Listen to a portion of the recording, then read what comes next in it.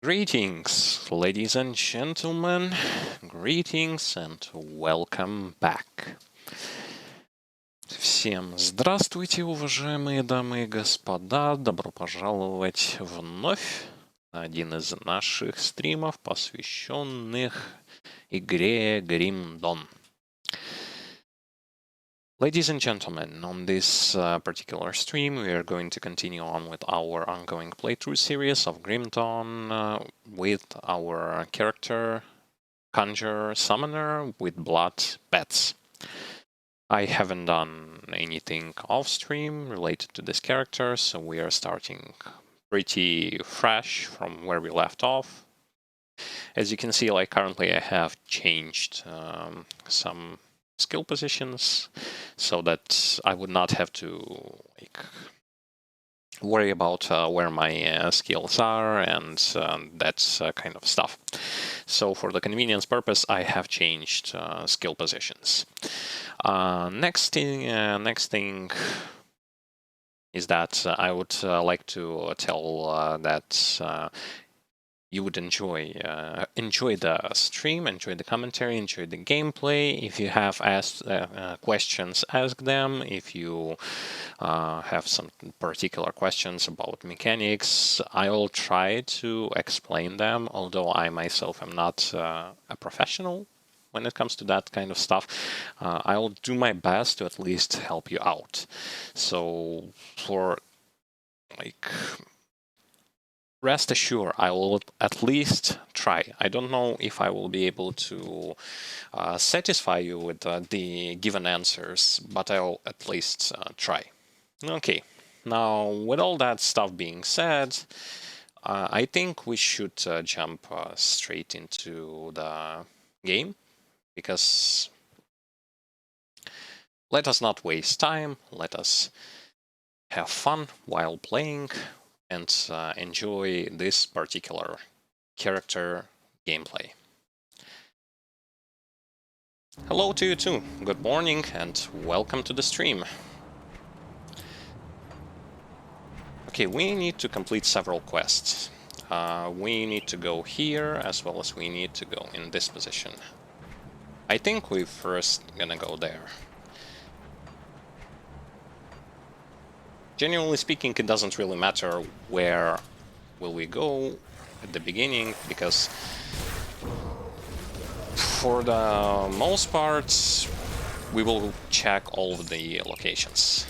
Oh, by the way, today the game received a small update. This is why my Grim Internals is not active, so we are playing without our modification that we used to use pretty much all the time.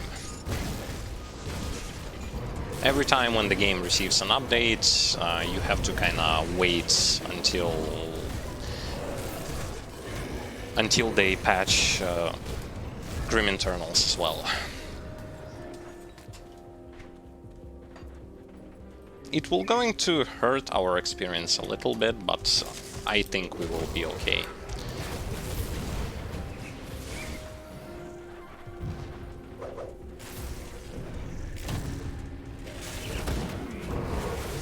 For the most part.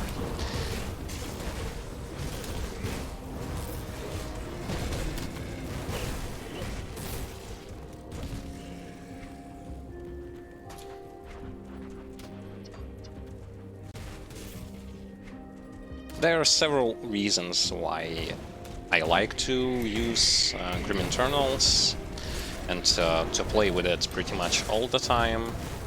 Reason for that is pretty simple. It allows me to see health bars without even attacking enemies.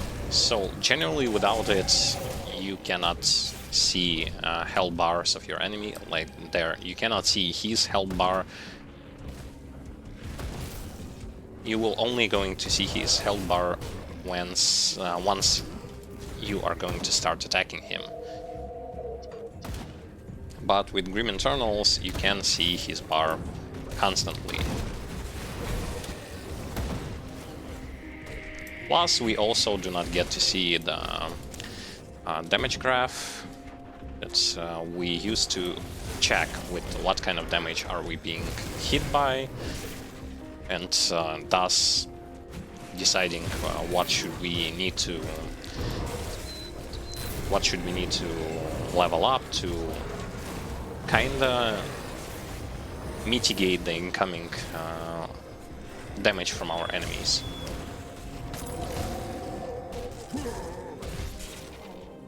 Auto pick up for green items as well as components and that kind of small stuff such as scrap metal and resources is also good, but it's not the main reason why you would want to use this modification to begin with.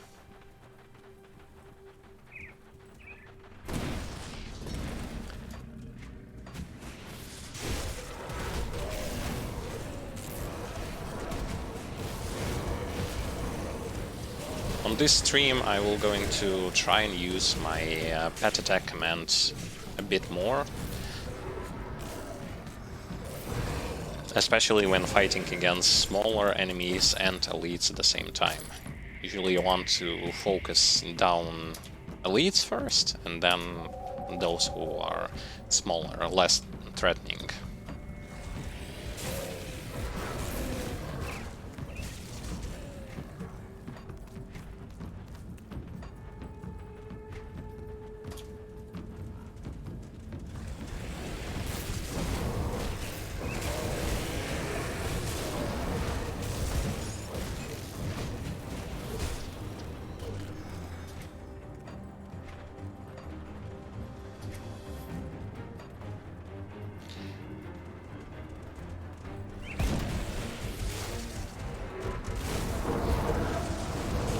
As you can see, our pattern of action or entering a combat situation is pretty much the same. We put our healing totem. If we can, we will going to utilize Primal Spirit.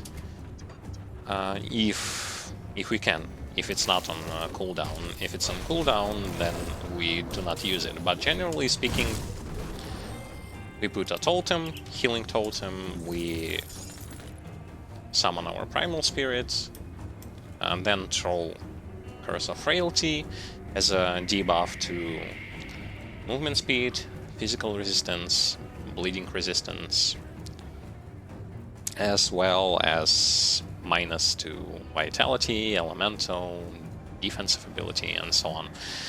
And then we throw our Devouring Swarm for a little bit of healing, as well as for the minus to vitality and bleeding resistance. Those damage types are used in this build. It's our main type of offense here, and damage reduction is not damage reduction, but resistance reduction is always good to have. It will going to help your pets quite a lot.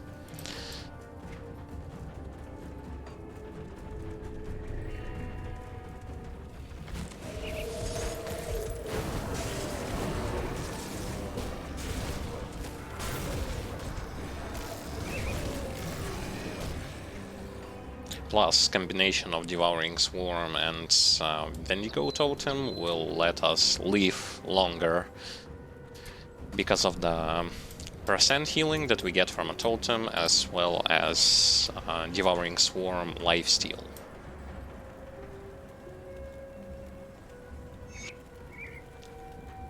Here they're gonna give us a bunch of quests. How you would approach this situation with quests here?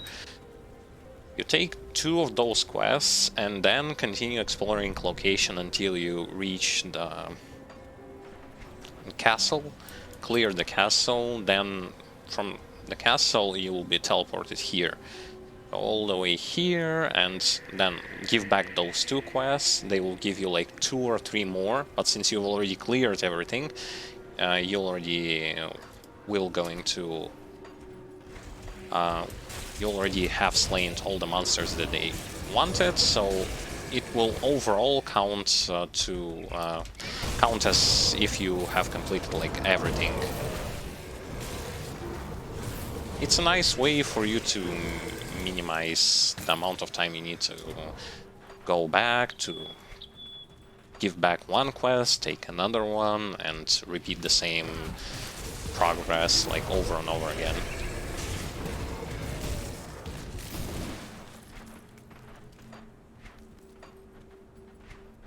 It doesn't really work with all of the quests.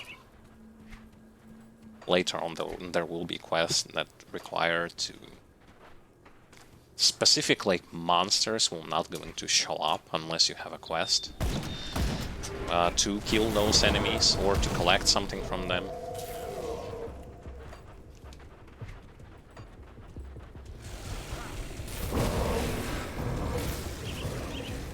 I'm also trying to get used to a new skill layout. I used to have Devouring Swarm on the right mouse button, and now I've changed it, so it's now on key button number 4. I did it mostly for convenience sake, because those are the abilities we are using pretty much all the time, and those are our summon pets. This one is also, but it has a downtime of 13 seconds. Basically, the pet is going to live for... The pet himself is going to live for 20 seconds, and then the remaining cooldown is going to be 13 seconds. So 13 seconds you will be without this pet.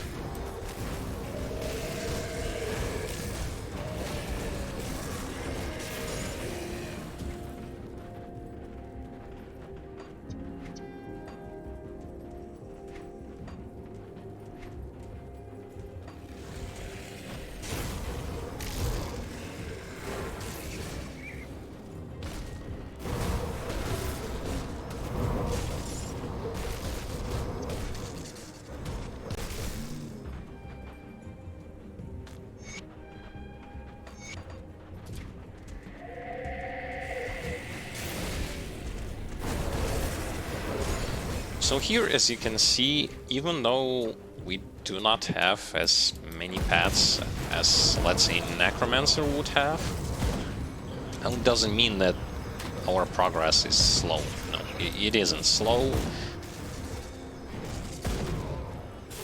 It is decent. Not the best, but decent. By progress, I mean how fast are we clearing enemies.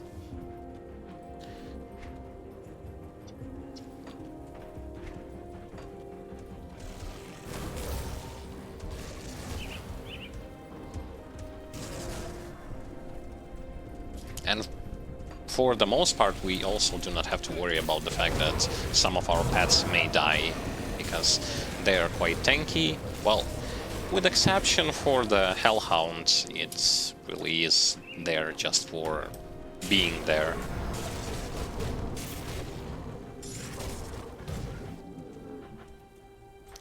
We will later on then use this. Oh, okay, I cannot pick it up. Nice, nice. Amazing. It got stuck.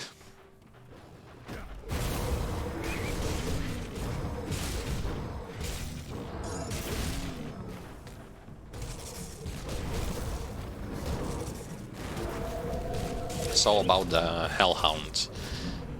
Naturally, we will not max this pet. We will also not max... The only ability we're going to take is going to be this thing, and we will going to also not max it out. We will just take it, put a couple of points in there, and that's about it. We need it mostly to generate additional aggro for enemies. I cannot pick it up. Oh, it's because I already have one. Okay.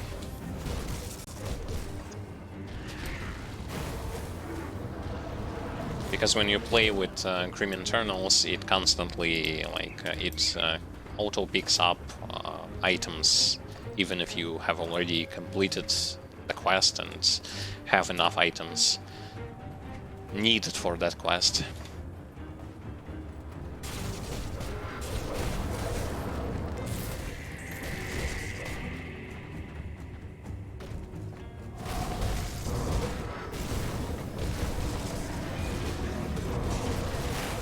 The thing that I really do not understand and kinda have no idea of why and for what reason it's going to be done like this.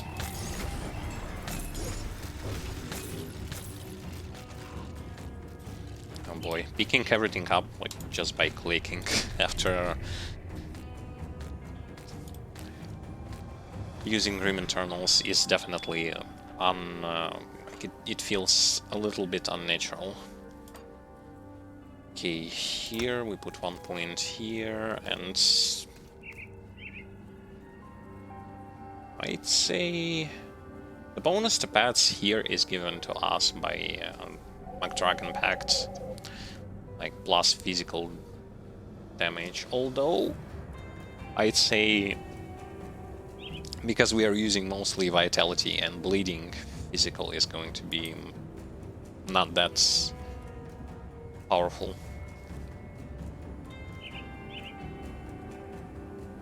Okay, but what I was about to say is I don't really quite get why Storm Spirit on Raven is being picked. Like, as we can see, like, primarily for this build, we get elemental damage. Elemental resistances is good. Lightning retaliation is not going to help us at all, like, really. So why? Mostly for elemental resistance, I guess. Or maybe because it's also an aura. But then again, it doesn't... To profile offense, it doesn't give us anything useful. Oh, I don't have a pet here. Nice. Completely missed the fact that my pet died.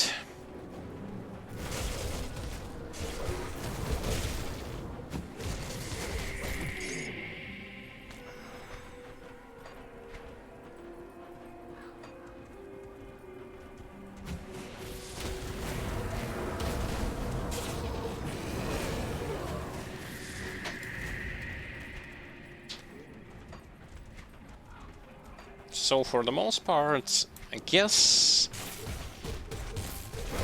occultist pets are being picked here mostly as a way to provide us with auras, and that's about it. You are going to see some reasonably high offense output from them.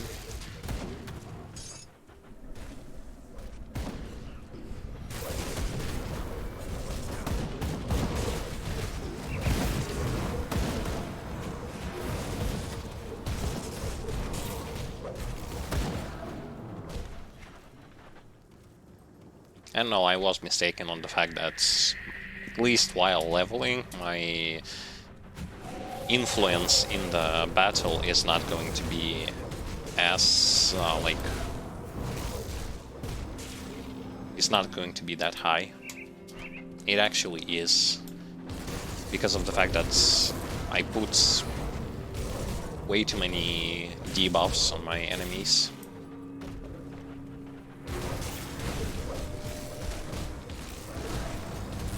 Plus my dots are still helping out.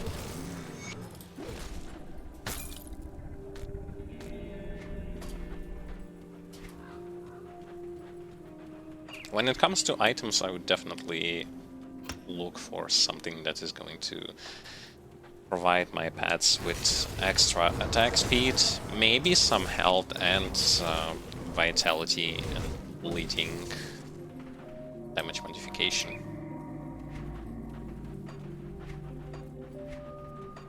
Because I definitely want them and I definitely need this kind of stuff. to be present on items.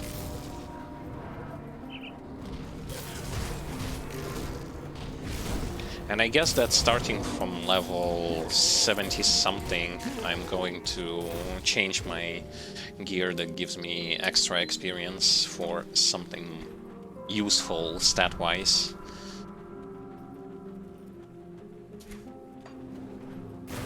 Maybe even earlier.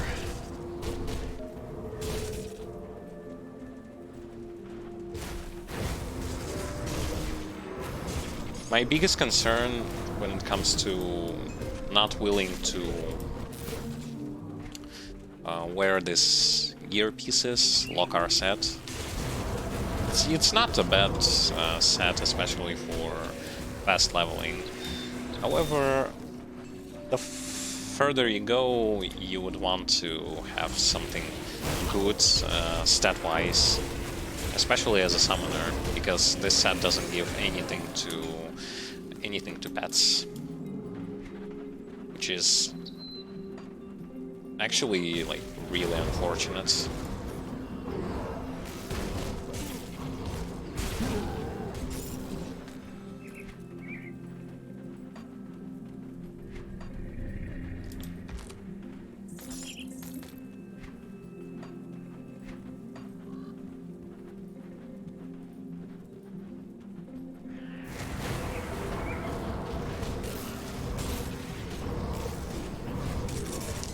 Having such a low armor value on gear later on is going to hurt a lot.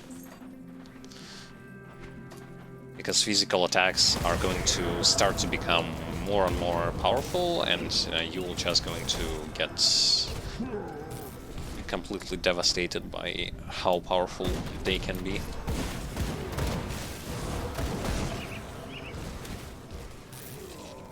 Because here is the idea with Summoner. Don't think that your pets can protect you like from everything. Some enemies will going to shoot you first, or will going to find a way to hit you with AoE abilities. Some other enemies will straight up ignore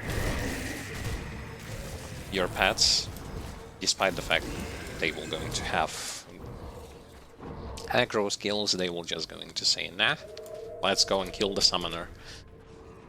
You kind of have to make sure that you are quite tanky. You can get rid of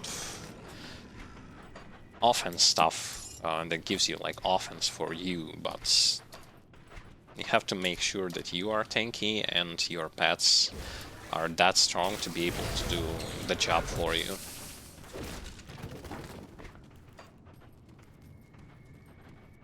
Oh, and I completely forgot to place my health pot.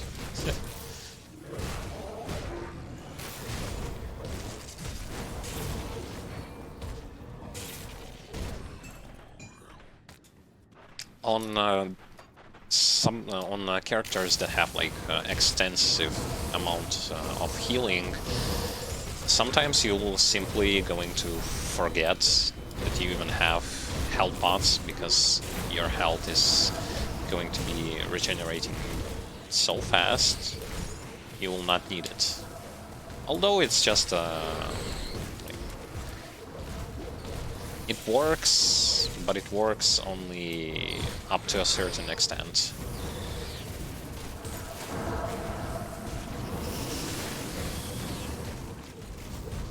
Hello to you too. I'm doing great. Pretty much just started the stream. We are doing that quest that we need to, where we need to clear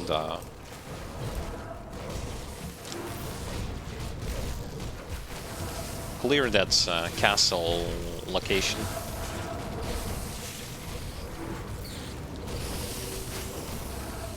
You haven't missed a lot.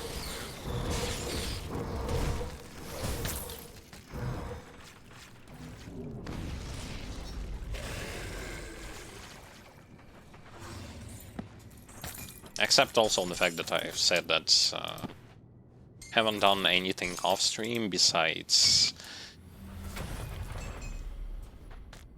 the fact that I've changed position of my skills.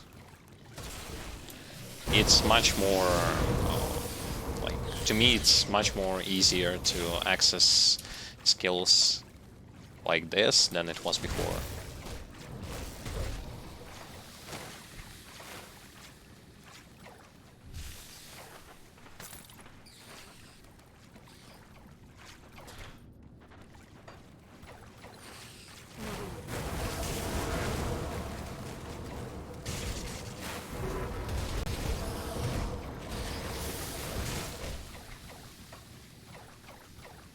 As far as you can see, this, like, gameplay, we will going to have a couple more skills later on. Primarily, I'm talking about the fact that we will going to have Blood of, as our active skills, Blood of Dreek, as well as Dreek's Evil Eye. And Dreek's Evil Eye mainly as an activator for one of our devotions. So, as active skill, for how active skill goes, we will going to have like 2 more skills added later on, and that's about it. Like, no more skills for us to press. I know it may seem like we already have a lot.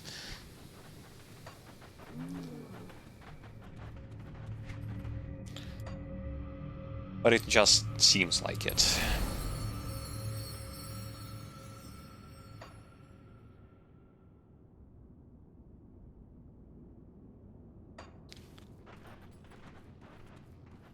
Yes, I did. I already placed it onto one of my skills, onto one of my devotions, and acquired a skill.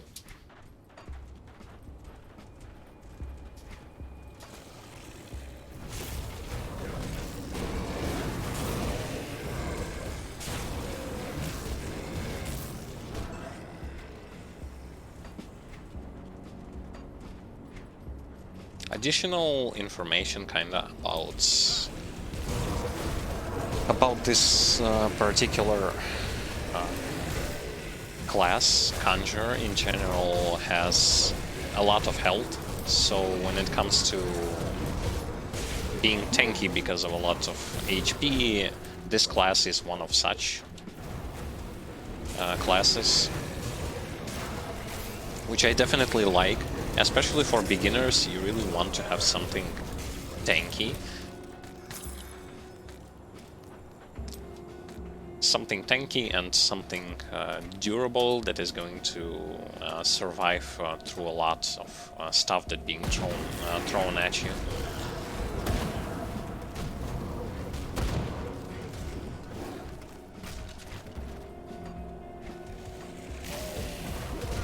Plus, we also have a whole bunch of healing ways of healing. We get a healing from our totem. We get healing just from throwing our devouring swarm.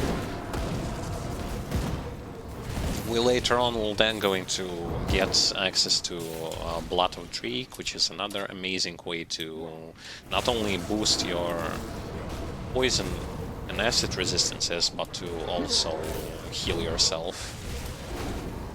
On a fairly short cooldown, it's good to have such ability.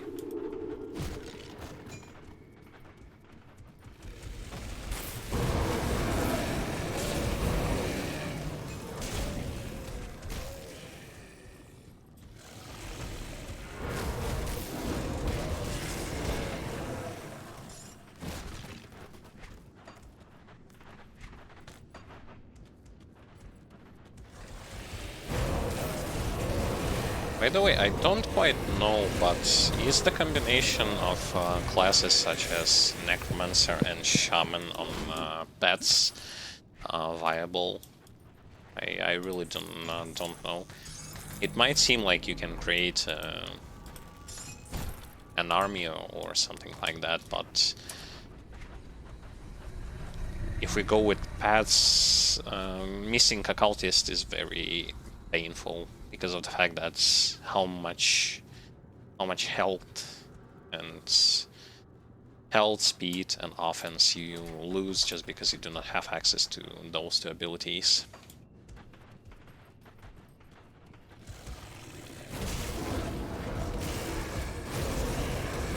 Because even Necromancer on paths goes with occultist.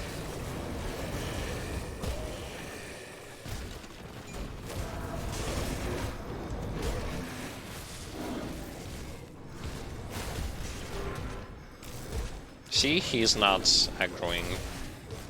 Like, he only now aggroes on my pets. At the beginning, he wasn't even going after me. Because aggro here is something that should, like, it needs time to build up.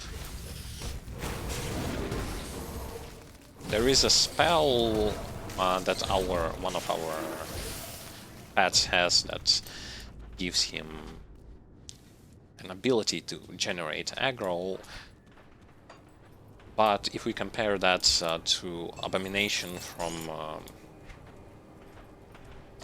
the Necromancer, Abomination has a huge poison explosion that also generates a whole bunch of aggro and pretty much forces everyone to attack him. Whether here the AoE aspect is also present, but on a much slower, not much slower, but much shorter range.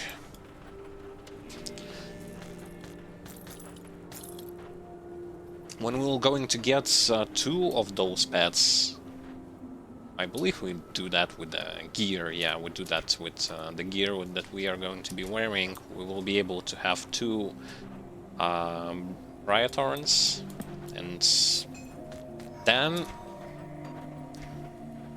this whole stuff, like whole gameplay, is going to become much smoother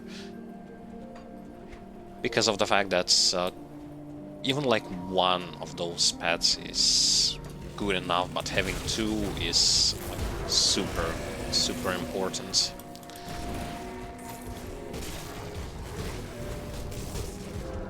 Also later on, by equipping proper gear, we'll be able to minimize the amount of time we run around without our primal spirits pet.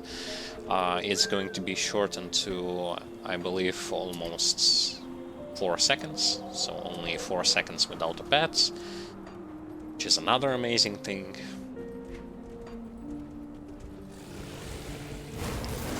But it will only, like, we will only get there once the time is going to become right. Like, once we reach a certain level, then this all stuff is going to be present. For now, we have to work with what we have.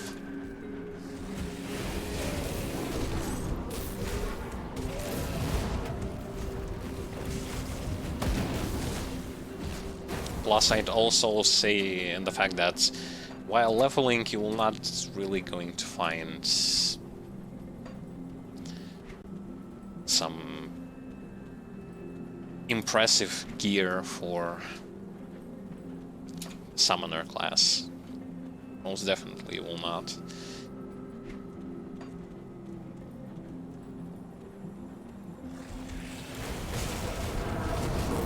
Later on, yes, later on there will be plenty of stuff to choose from. But for now, as I said, we are going to work with what we have.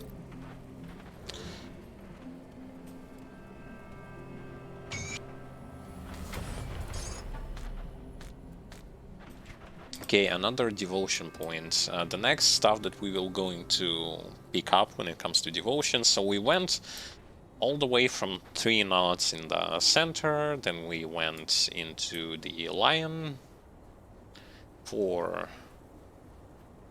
health as well as for boosting to all damage.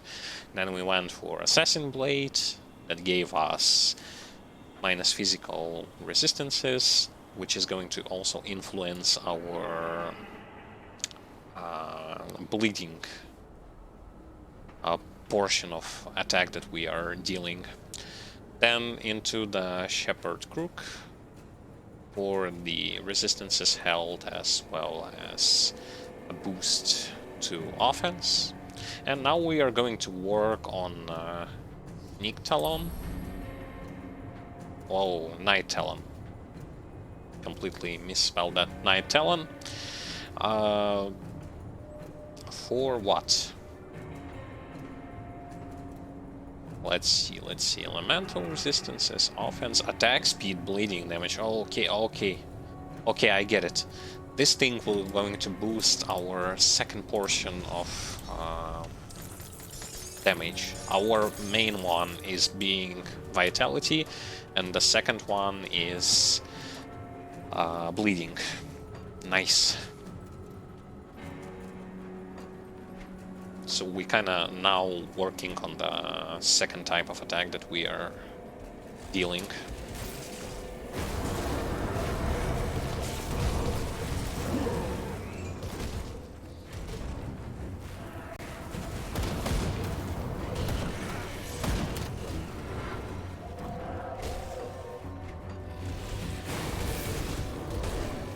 If we were going to find a gear with attack speed, it's going to attack speed for pets, it's going to be really good.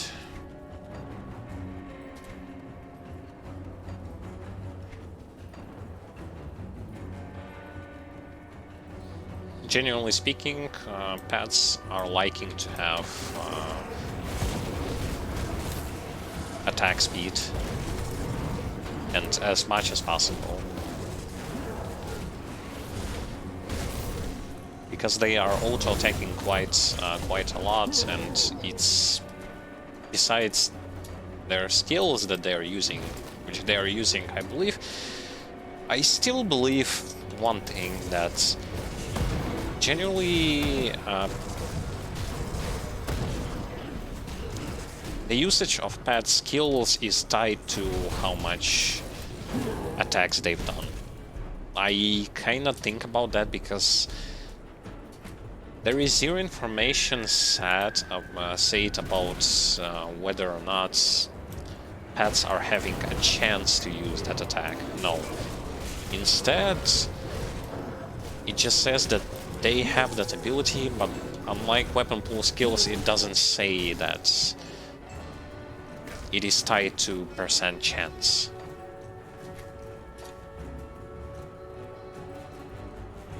That leads me to... it kind of makes me to believe that it has to do something with after how many attacks they're using it, or it has to do something with how much time it has to pass since they've used one of their skills. It's either one or another, or I don't know. There are certain things that are a little bit confusing.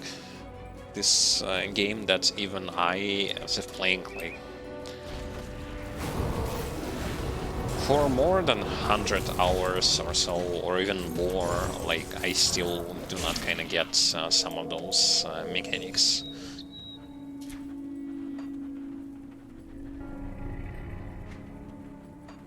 And if I will going to have such a possibility or time, I will definitely going to ask about this sort of stuff from more experienced players who already figured this stuff out.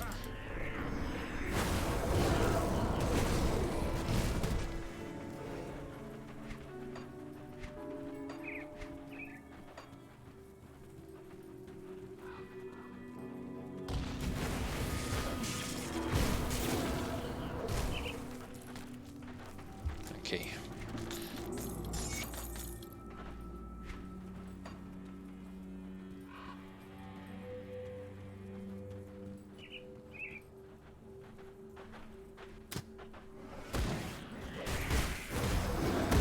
There are a whole lot of enemies in this dungeon. Like a ton of them.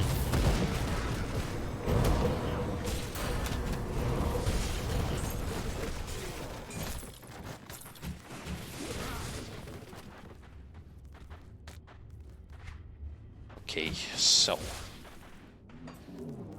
I suppose we can just put a couple of points here, because why not? A couple of points here to unlock the Storm Spirit.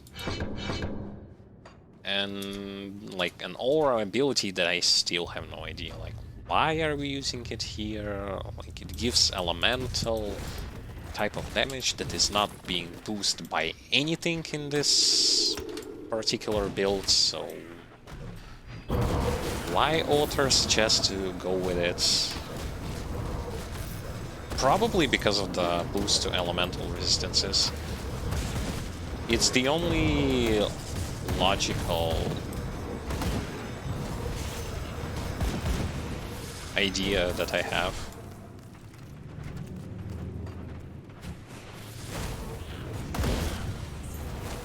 Because it feels kind of confusing.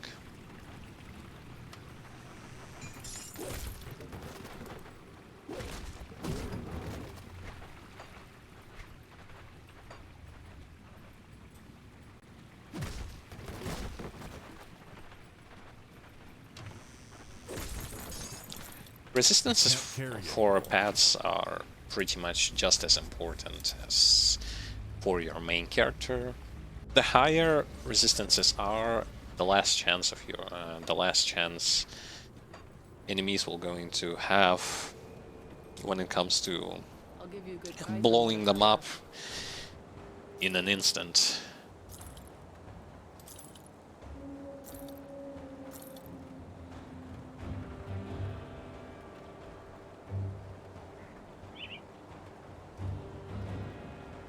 Okay, wait.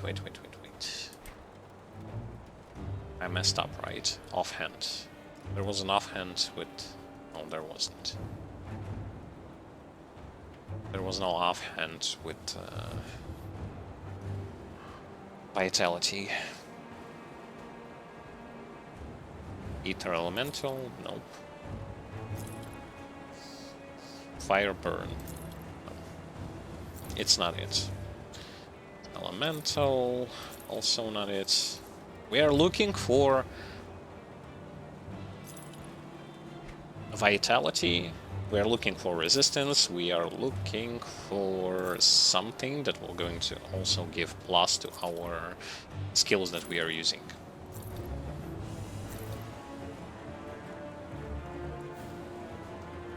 No bonus to that, unfortunate.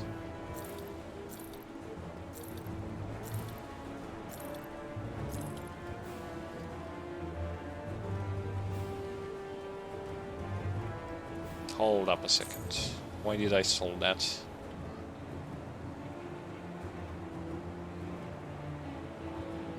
I'm going to change mine, because take a look at this. All the time I was running around I had like 92 armor. This one will going to give me 852.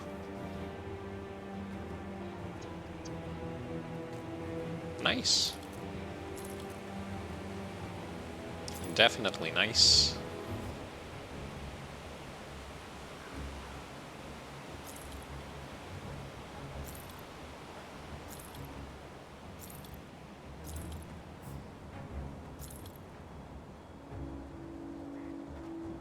Attack speed, reduce freeze duration. No, it's not this one. No. No. Bleeding damage. I will change mine for this thing. Although I will not. No, I will not. Because mine has like more vitality, which I need. Okay.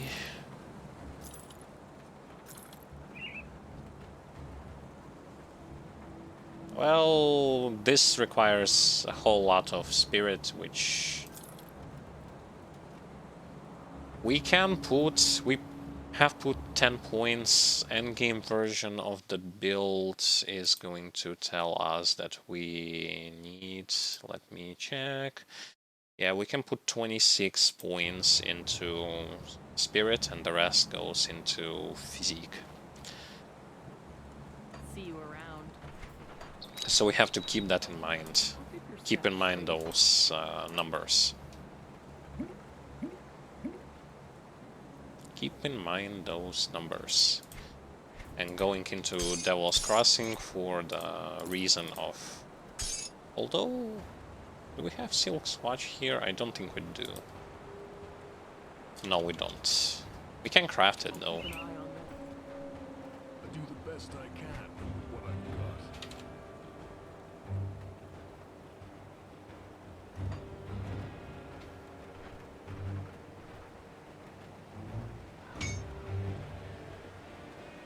Bleeding and Pierce. Yeah.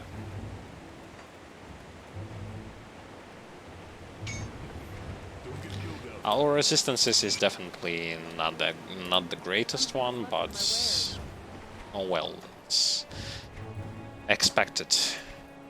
Expected they will become better later on once we're going to get access to better gear, once we are going to be able to get rid of our Lokarr sets, our experience rings that we are using. Picture is going to change a lot.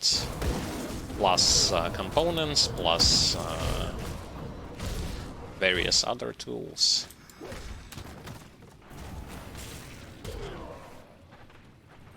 Everything is going to be okay.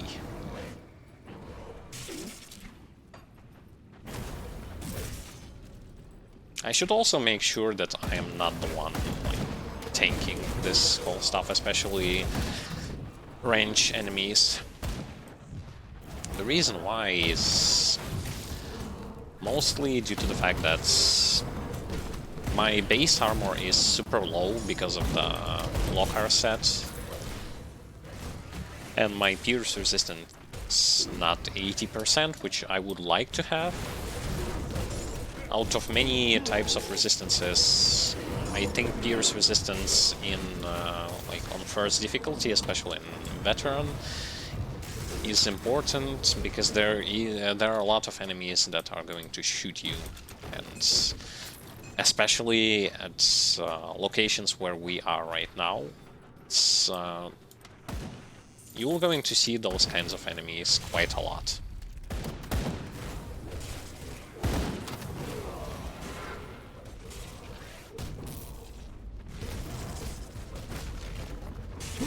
We will going to also see like snipers that shoot you with not only pierce but physical as well as some elemental attacks such as fire.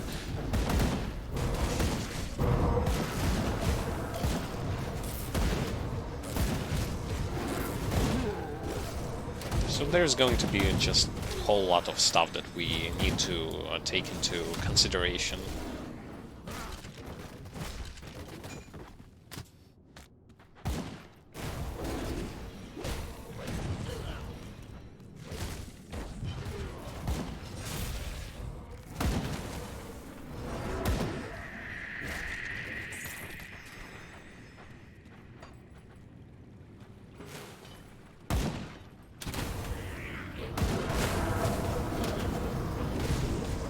But so far so good, by the way, we haven't died not even once. When I was playing Purifier, I already died like 3 to 4 times. Mainly because of the...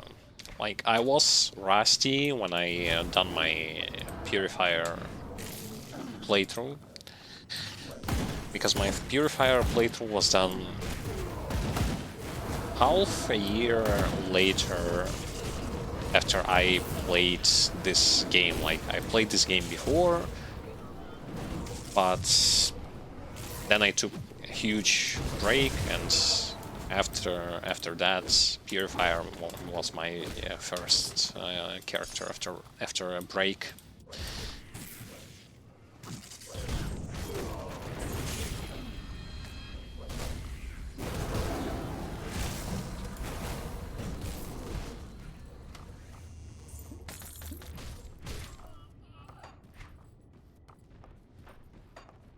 I'd say it's okay to die a couple of times, maybe more than a couple of times in this game.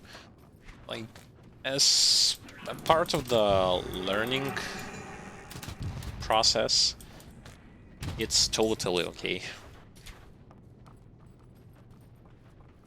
No one is going to crucify you for that, and you are not playing on hardcore to worry about that.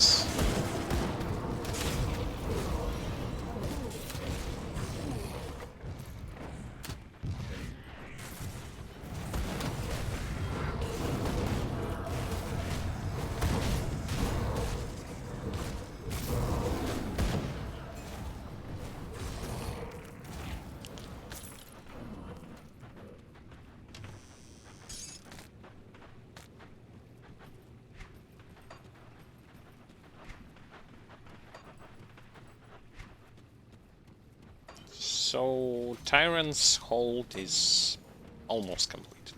Almost. You gotta kill the boss. Boss shouldn't be that bad. He's not living like... he's not utilizing any kind of damage over time pools, so we won't have to worry about maneuvering our pets so that they will lose their... so that they won't going to lose a lot of health, which is very good.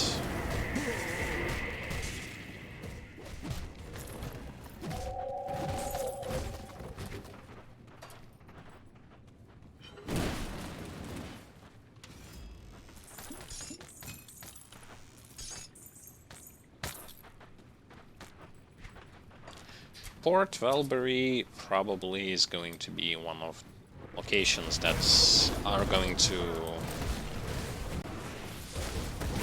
provide a little bit of challenge for our summoner.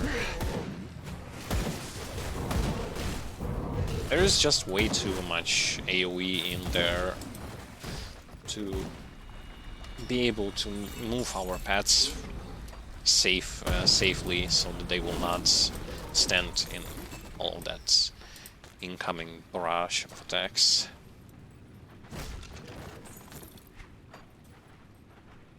But oh well, like, I managed to do it with a Necromancer who has like fairly squishy pets. I will definitely going to be okay with using this class in there.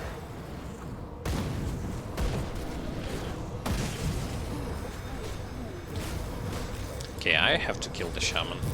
If you see healer, trying to get rid of the healers first is definitely a good decision. Reason why all of the healers in this game are healing in percent base, numbers, which really starts you start to feel it more and more when they start to heal beefier targets, such as bosses, such as elites, and other kind of stuff. I don't know if Nemesis bosses can be healed, because I haven't encountered that kind of stuff, but I know that other stuff, especially elites, they can be healed by those healers. Okay, so as you see, I run through all of that location, as I've told you, with only 2 quests available. 2 quests that I took here, but now I'm going to show you how much quests in reality I managed to to do with this kind of approach. So we give him this quest, he gives our another, and that's 2 quests for him, 1 quest for him, 1 quest for him, and another. Basically 5 quests with just taking 2 and doing like all of that stuff that I just did.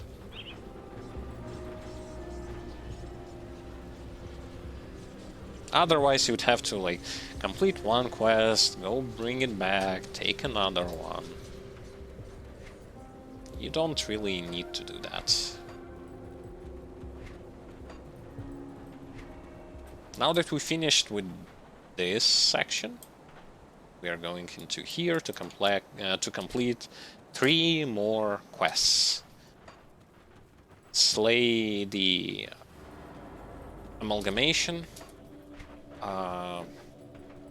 clear those eggs, as well as defeat the Ant Queen.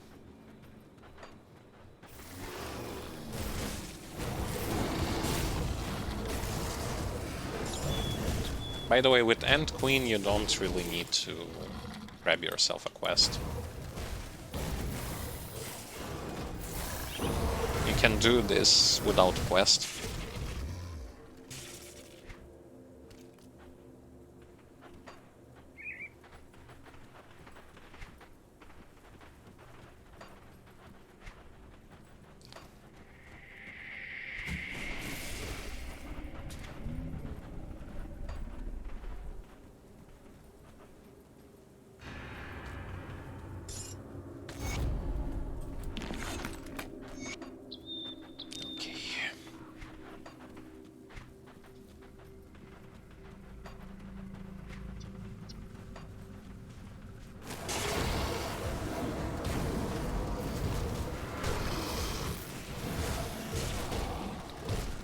One thing that actually kind of struck me as well, if in this build we are going to be utilizing vitality and bleeding,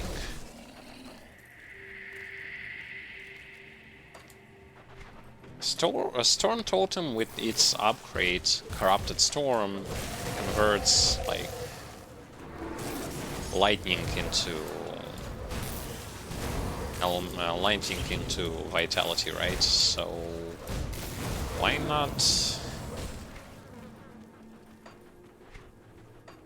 not utilize the totem? Totem is not a bad ability, lightning one, and you can have like up to 3 totems available at the same time. Maybe later on I might do like my own personal correction in this build and grab myself a lightning totem with conversion.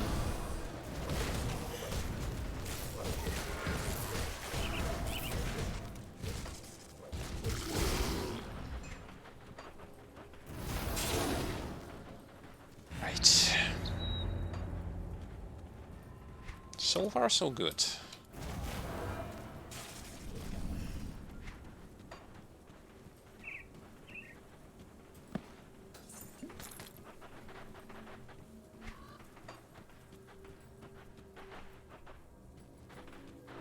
In one of those houses there is going to be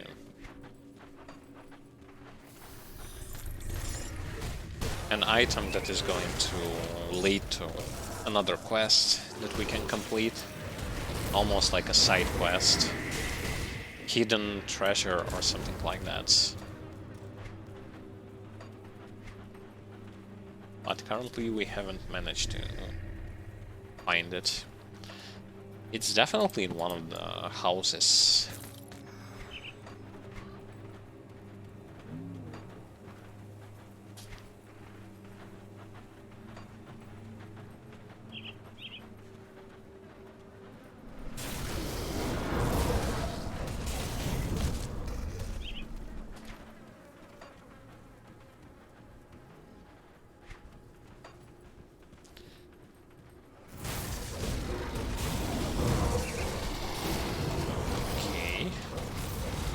see how good that attack is? Because we managed to completely destroy that elite without him even doing anything. Because here's the idea, if you do not, sometimes if you do not order them to attack proper enemy, they will going to run around doing whatever they want. Okay, how many points I need to put in this skill? How many? Holy moly, I need like 12 out of 12 in this. Really. Okay, I will going to do it like this because Blood of Drake is definitely something that I would want to.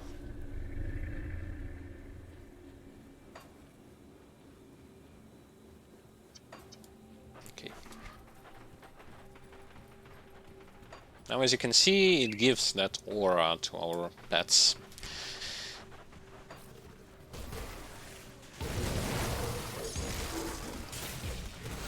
And I will going to use Blood of Drake, and it will also going to give our pets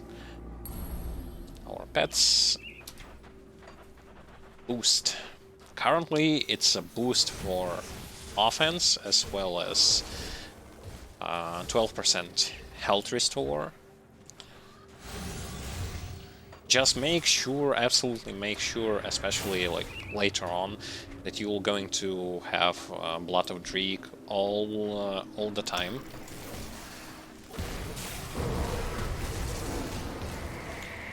Because of the fact that you're kinda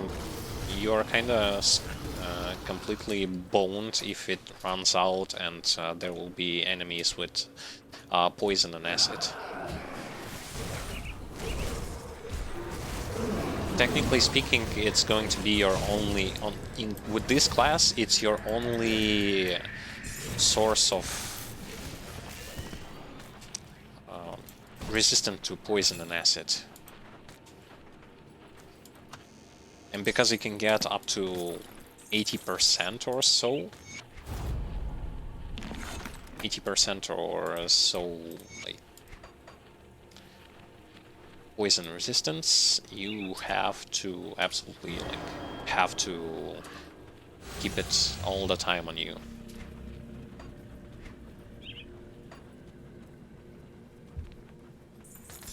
Because it's an ability that will going to allow you to completely neglect poison as well as acid on your gear.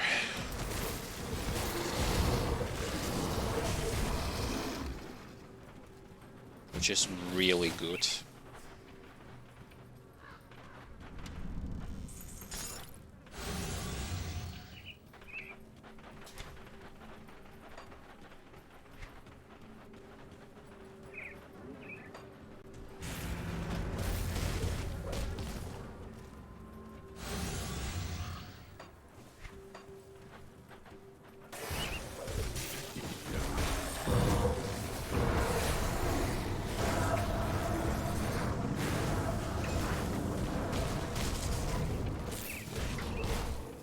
Unlike Word of Renewal, it's basically Blood of Drake is something like Word of Renewal.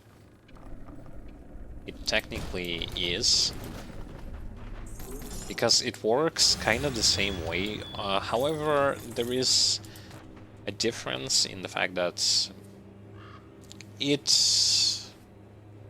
recharges faster. That skill's not ready.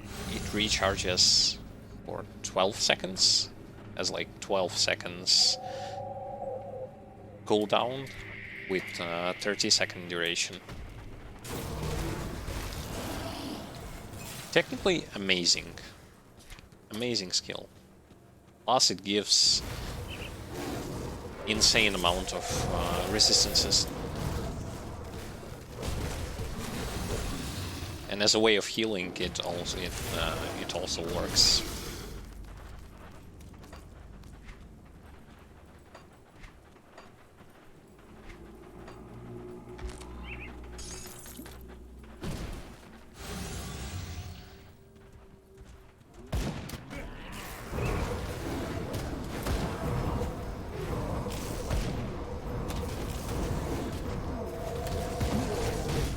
Okay, they have to kill that shaman.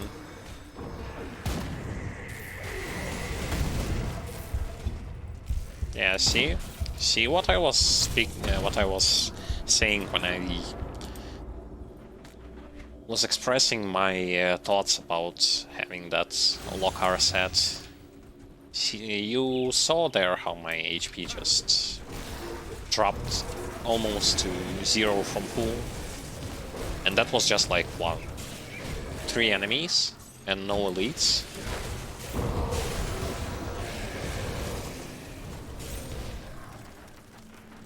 And that's me also playing with the summoner. In case if you are playing someone like Blade Master or something like that, it's even worse because you are the one who is always going to take a hit. Which is not good. Not good. Absolutely.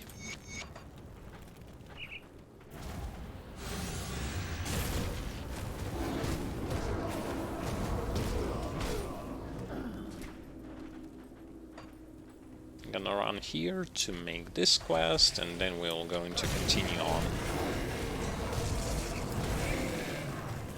Technically it's not a quest, it's just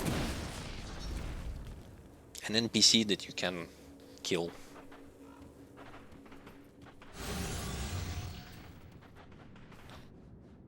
Okay.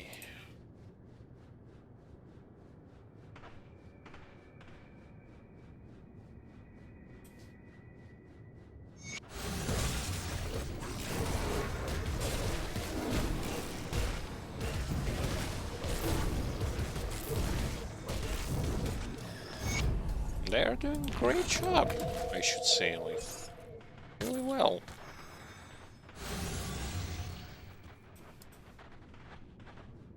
And now I'm even more useful in combat because I can also, on a daily basis, heal them with my buffing / healing ability. Very important. Very important to keep your pets alive. You're not going to be always able to do that, but whenever you can, why not?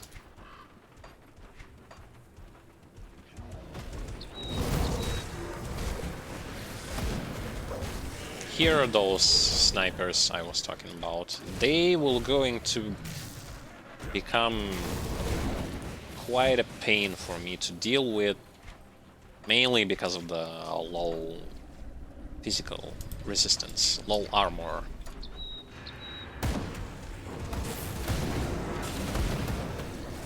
So for me to not to get killed by them, I need to stand behind my pets and let my pets tank it for me. I don't know how successful it's going to turn out, but I'll try my best.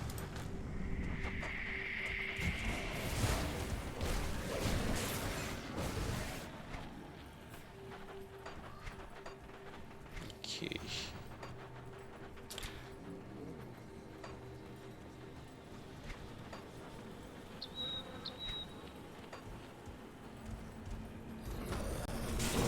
Thus far, I'm not changing my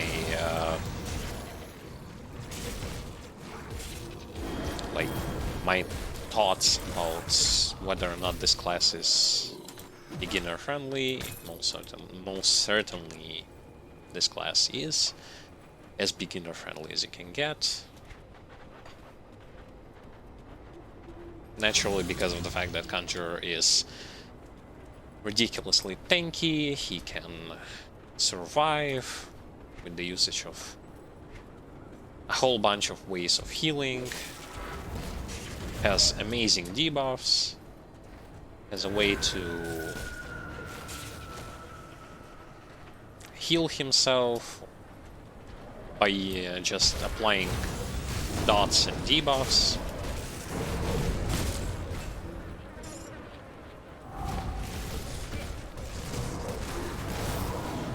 And it's really, really good. Despite the fact that, like, you have to... Yeah, you would have to press buttons. Maybe even more than others. But at the same time, it's not that bad.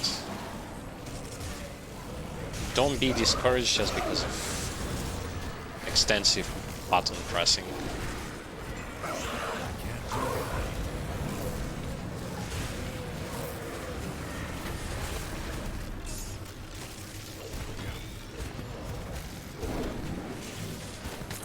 I'm still not being used to button layout. I can't carry anymore. I'm trying to, but it takes time to get used to.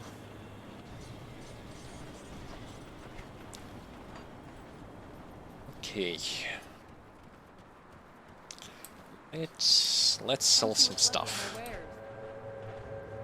We don't need this. This one goes away.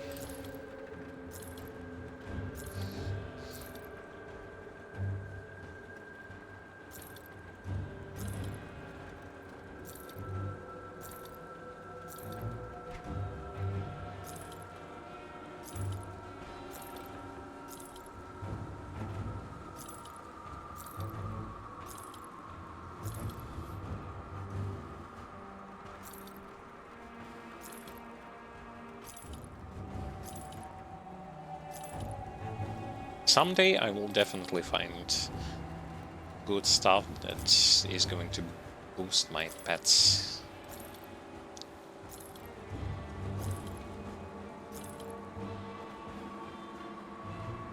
Ether Elemental, nah. Not the stuff that I need. Poison damage. Nope. Nope.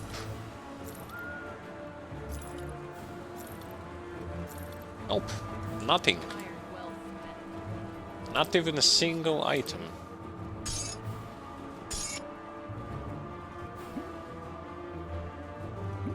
Technically it's okay. Like, not really that pleasant, but what you gonna do?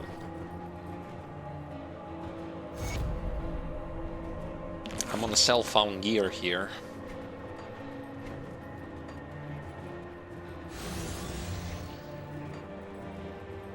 Except Lokarr set, and except rings.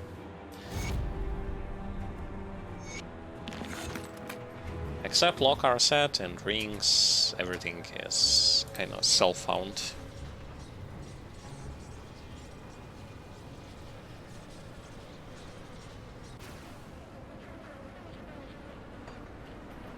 Okay, what did we get here? Whole bunch of stuff.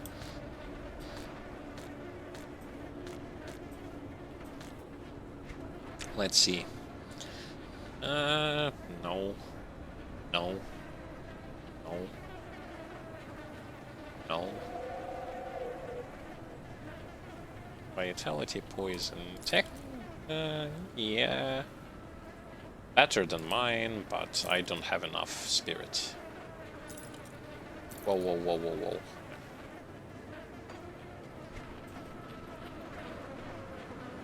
Vitality chaos. Nah.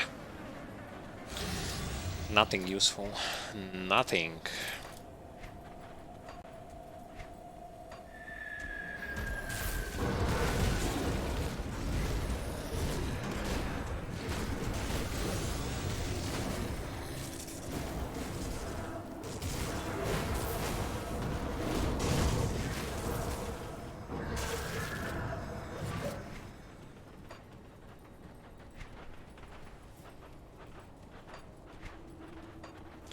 Oh, and I completely forgot to drink another potion. Drink another potion.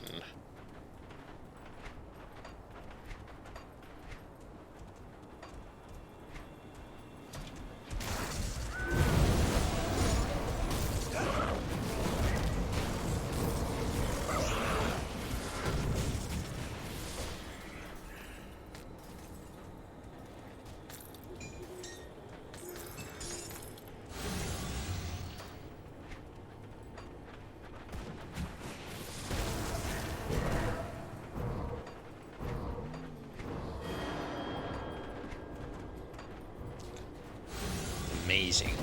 Amazing.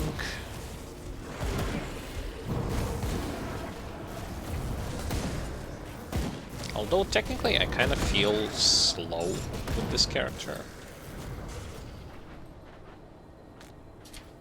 It feel like naturally it feels slow, but it really isn't. It's just a feeling.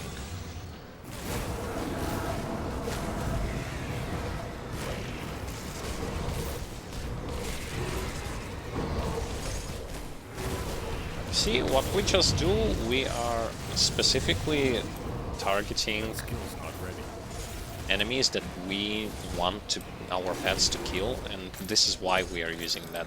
One of the reasons to use pet commands to begin with. You can use it for moving your pets from one place to another, or you can simply attack. I'll use this button to attack desired targets so that they will not going to focus on everything but that particular target.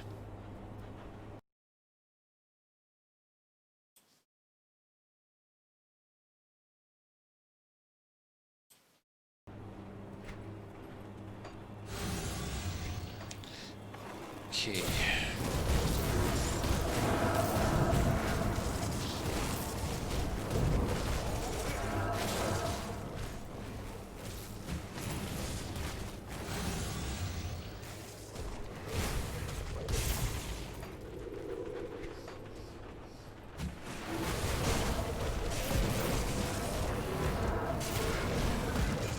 Generally speaking, for this particular area, you would want to have Pierce resist, good amount of armor, Ether resist, as well as poison and fire. I believe that's going to be like enough, those mentioned resistances.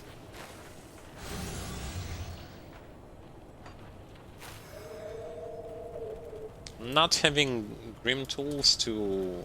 not Grim Tools, but Grim Internals modification to back up my wards, but overall it is like that. It's when you go higher and higher difficulty-wise, then you need to have like all the resistances you can possibly get. But as you just progress through the initial difficulty, specific resistances are better than just maxing everything out. If you have an option to max everything out, go for it. If you do not have, don't go for it.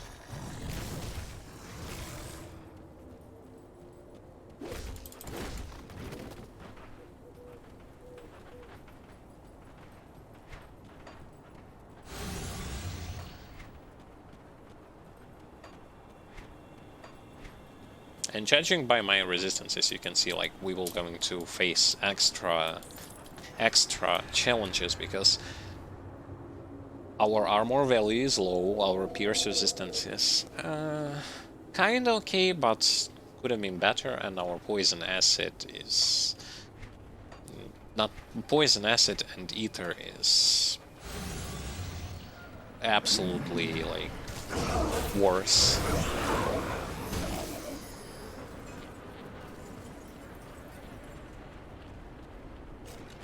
Does this mean we are not going to be able to move on? Help. It just means that we are going to run into extra challenges and possibly die a couple of times. But it's okay. Or maybe we won't die. Maybe we will going to survive and everything is going to be okay.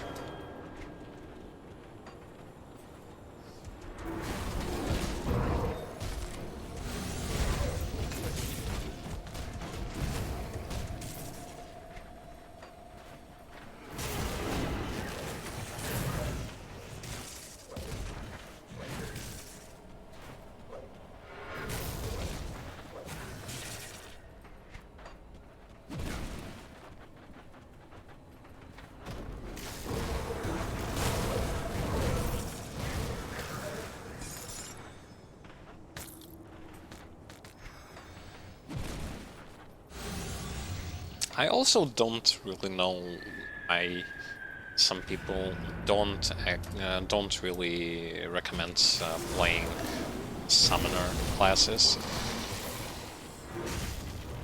Biggest reason I've heard was, well, you have to micromanage them, you have to do this, you have to do that. Yeah, well,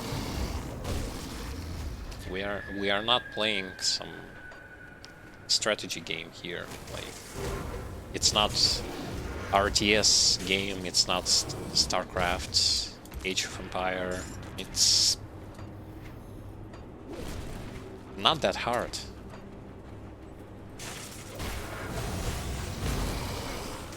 And generally speaking, you don't really have to maneuver your pets from every situation. Like, you don't need to always do that.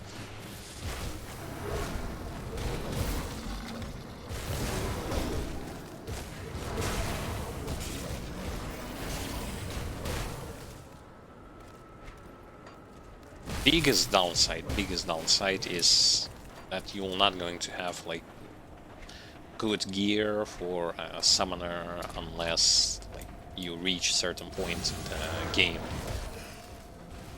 where you get access to the gear that you would want to use, but that's just about it.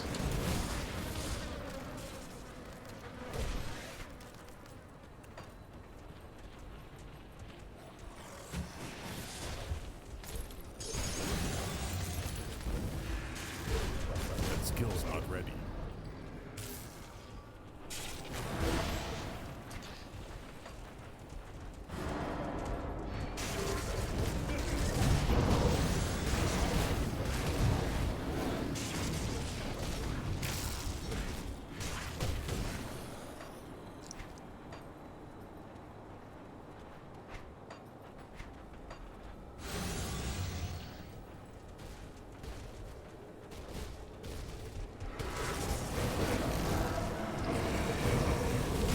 That skill's not ready.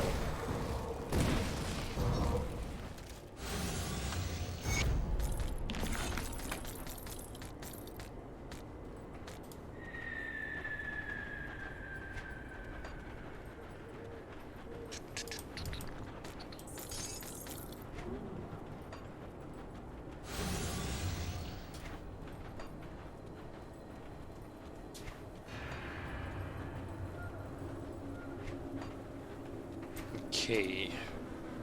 We go for queen, yeah, sure. We go for queen and then we're gonna go for the amalgamation.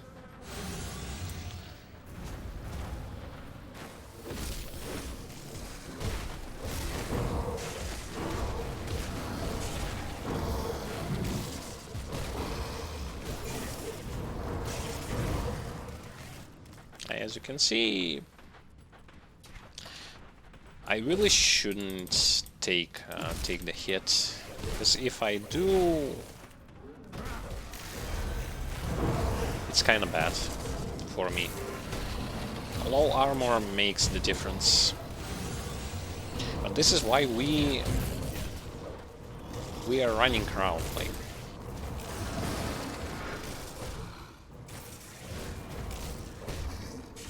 we have our pets to do stuff for us, and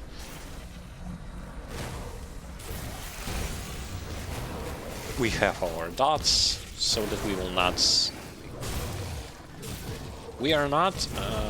Here's the interesting thing about Conjurer. Conjurer is the class that is not tied to standing on one spot type of gameplay, which definitely is amazing. You look at it, because the later you go, there will be more situations where you cannot really stand on one place. You'd have to move around and dodge stuff.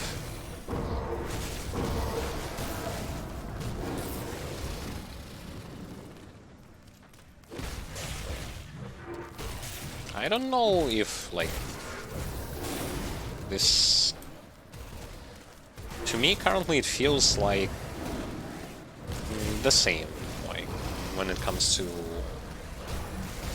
how powerful this character is, because nothing particularly changed from a gameplay perspective, and just a bunch of skill added, and that's it.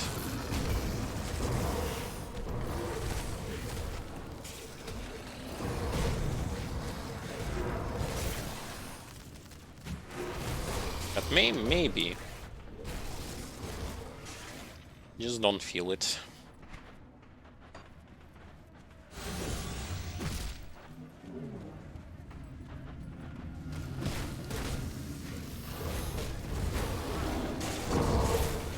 For example, like if we take Purifier as an example, you get stronger when you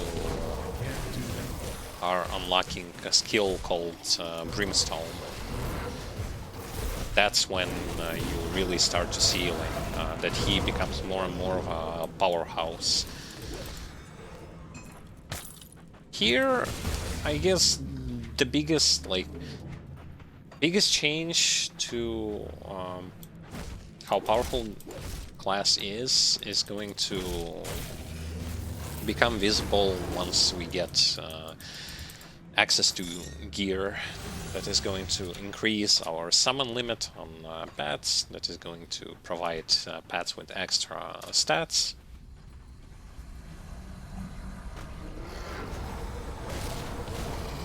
One thing that I am feeling certainly is the fact that due to the low armor, I have to be like super careful with my position and with my positioning, and not being able to face tank stuff,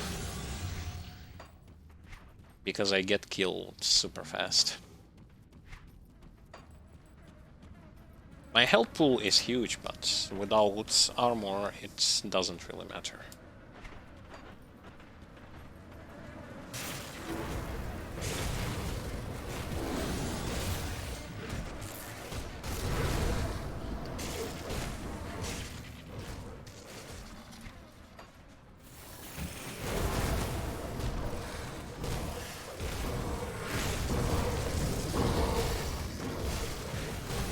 But we will soon change our Lokarr set.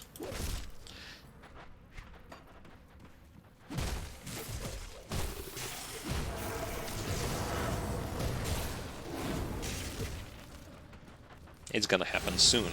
Not now, but soon.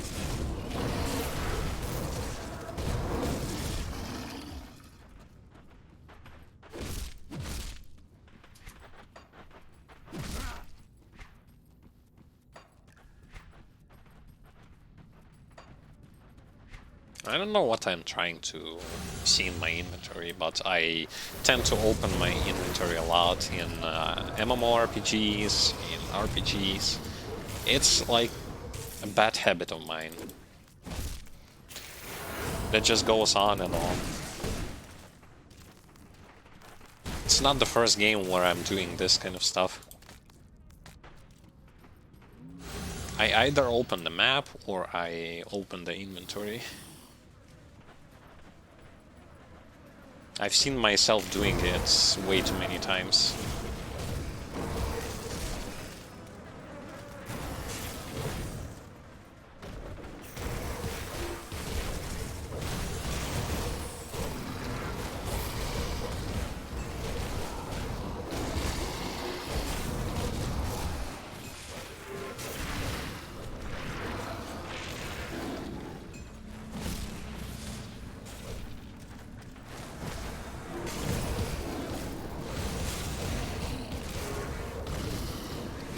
Never-ending onslaught of those ants.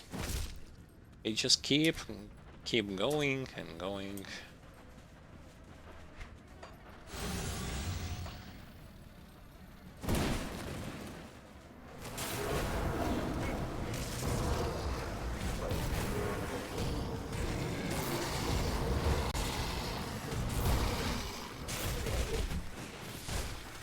You know, probably the reason why sometimes here enemies are just going straight at me.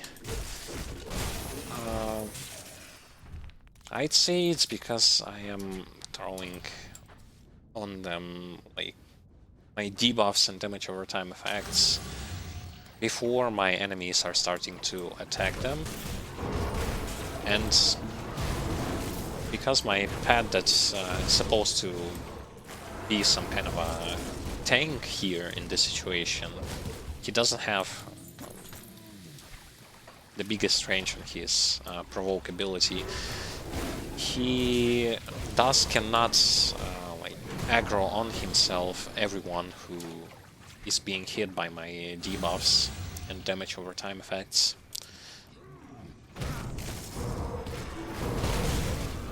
It probably is this thing like nice glitched enemy, by the way. Okay.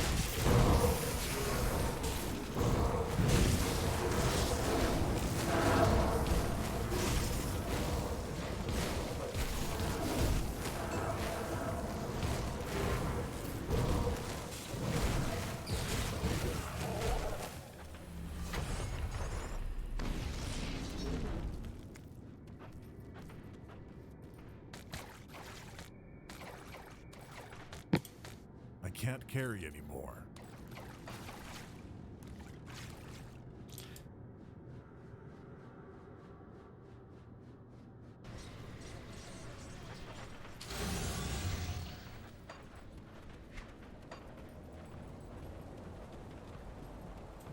See anything you like?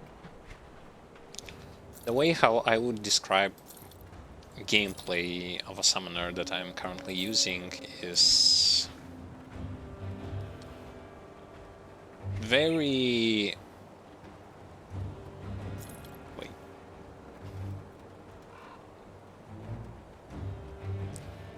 very chilling.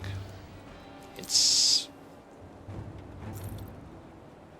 definitely not tension heavy, though has a lot of button pressing. It's not that bad.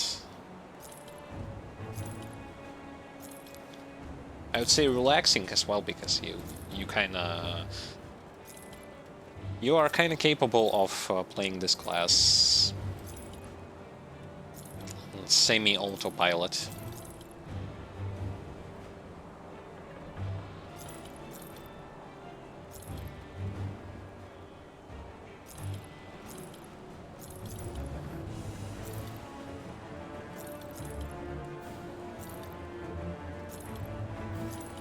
Put it to good use.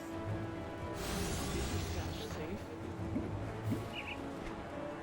It's safe with me. Come see what's left of my wares.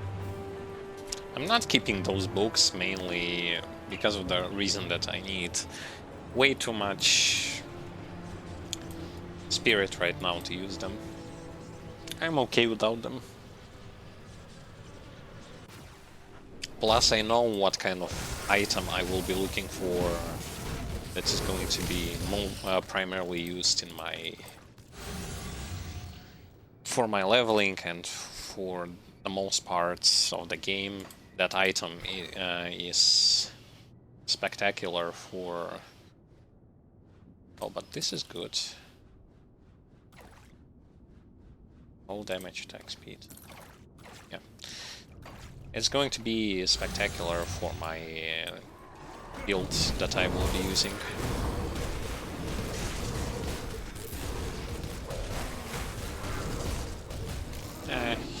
He just doesn't aggro. Look. He always goes after me.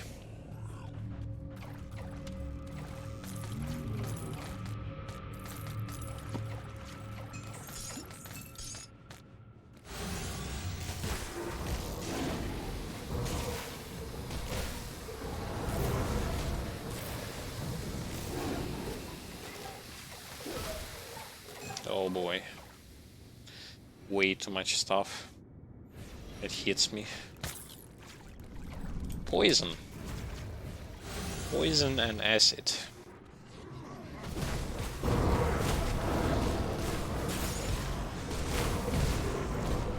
As to be expected, I mean, I have 30% chance to resist poison and acid.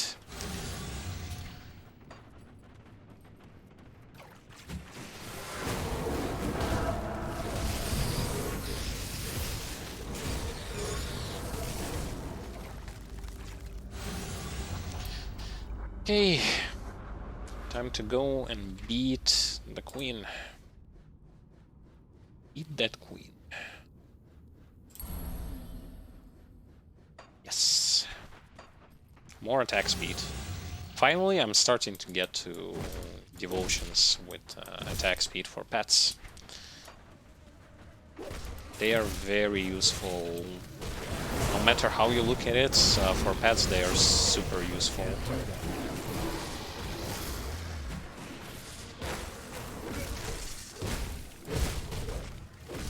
Pets are having very like high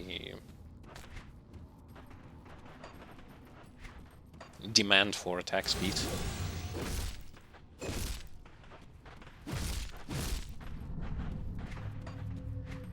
Okay, I leveled up.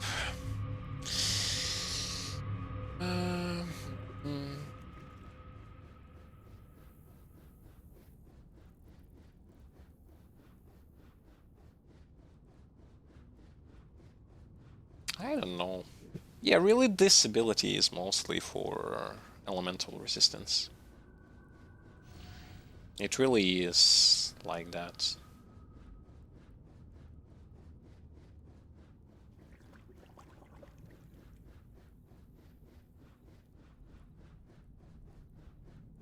So what? So what?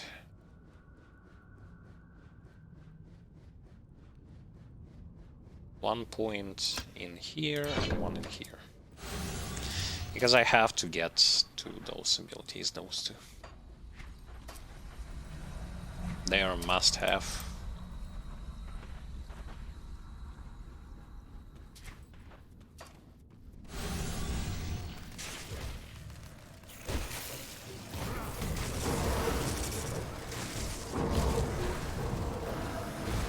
I see an elite.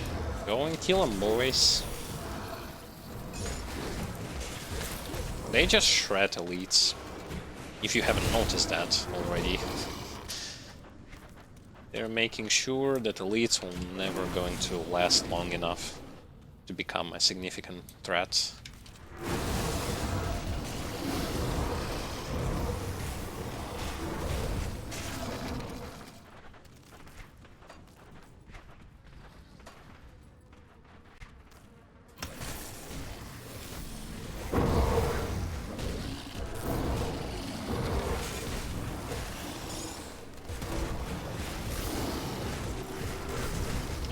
That's not good.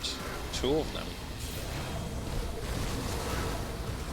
2 of the quest's enemies that you need to kill to gain an entrance to the Queen Hive.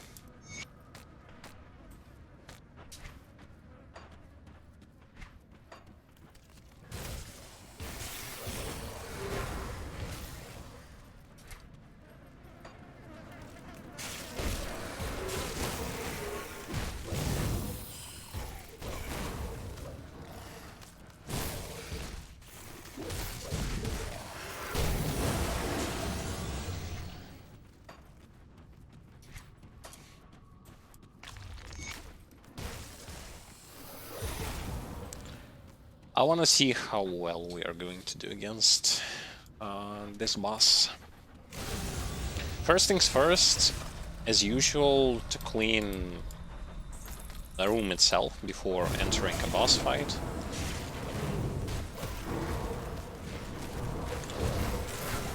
Because in the second phase, we might need to like run around. Boss has 2 phases. So in second phase we might need to do some running around from her, especially if she is going to aggro on us.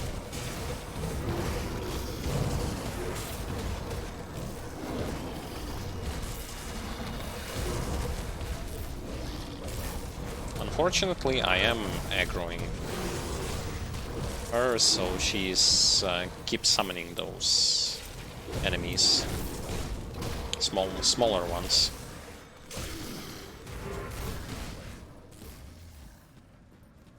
So we cleared the left side, now onto the right side. This is all just to make sure that we have a space to run around.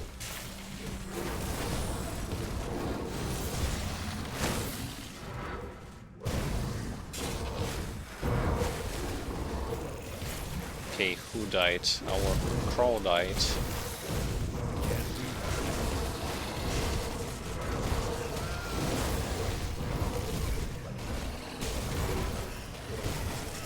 Easiest way to kill Queen in first phase is to stand on her, so that she will not going to be able to shoot you with poison and acid.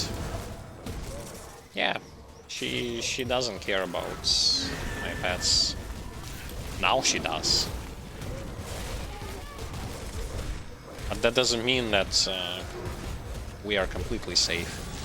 She has an attack that we're going to cast, make some kind of a rock fall from above. Which she didn't do for some reason. Oh, whatever. She has it. She just doesn't like to do it often. It seems like. This location is finished, and the quest for this location is also finished. On to the next one. As you saw right there, she wasn't able to do anything against my pets.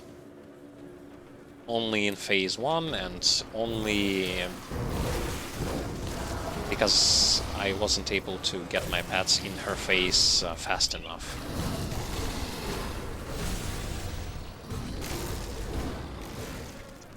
Other than that, everything is really easy.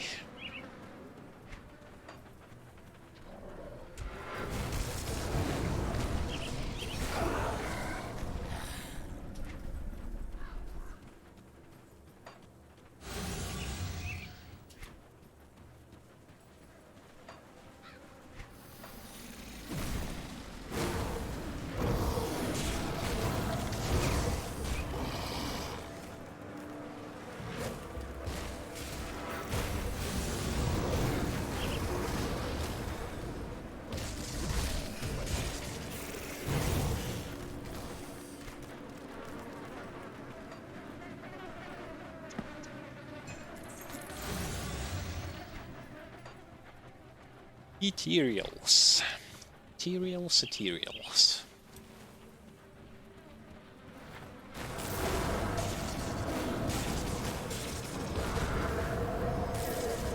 My biggest problem here is superb lack of ether resist, but if played properly, I don't think that I will going to die.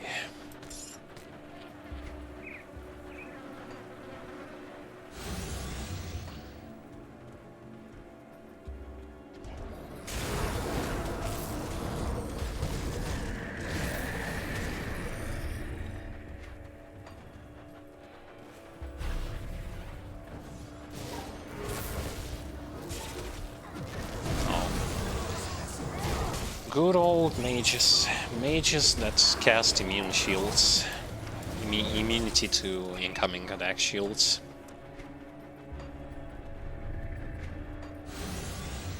I find those type of enemies most annoying. Healers and those who shield themselves and others. Like Myrmidons, Archmages, and all that kind of stuff.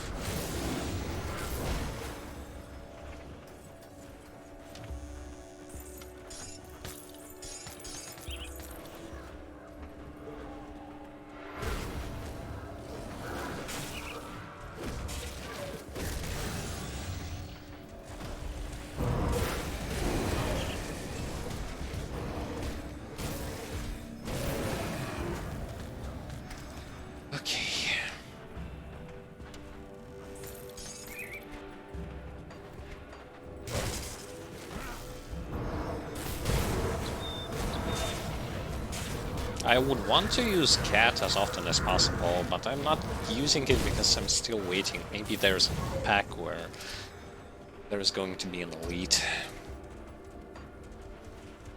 Yeah, like this one. Because here's the thing, cat is main source of firepower in this whole setup. When we have this pet summoned, our damage just goes like whoop all the way up. And if we don't, it drops. This is the reason why I want to get to that kind of gear that's going to reduce that time I'm running around without primal spirit.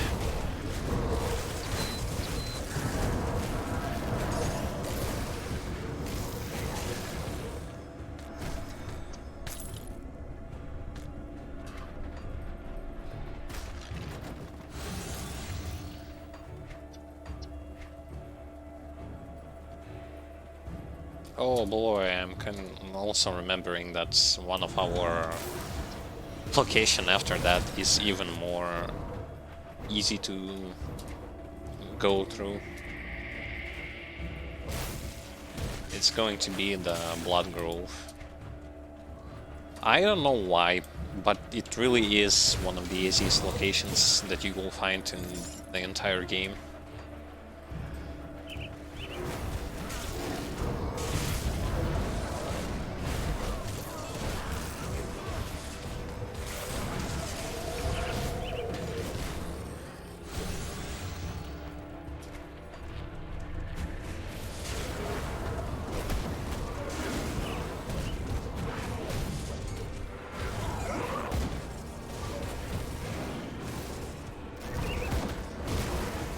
See, I'm kind of running around back and forth, just keeping in mind that I have to, like, I don't really need to stand in one place. My gameplay is, I throw a bunch of stuff that is on a timer,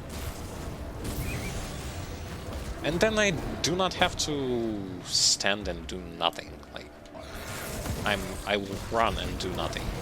Just reapply my debuffs and dots, and that's it.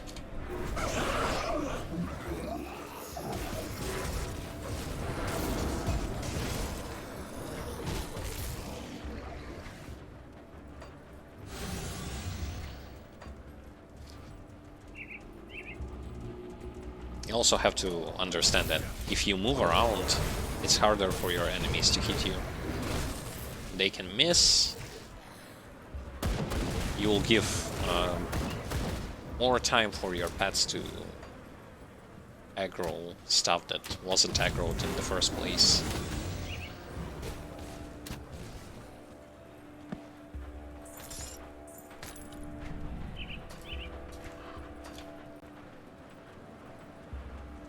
Okay, time to kill the amalgamation.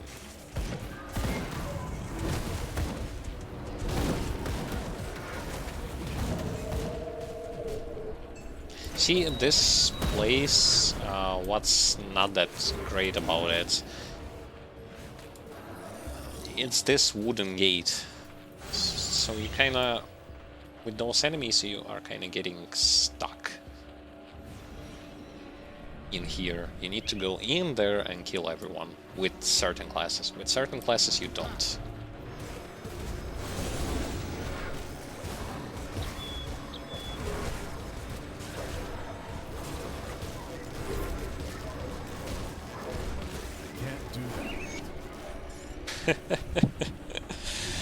It's even easier than with Purifier. He just got blown up and that's it.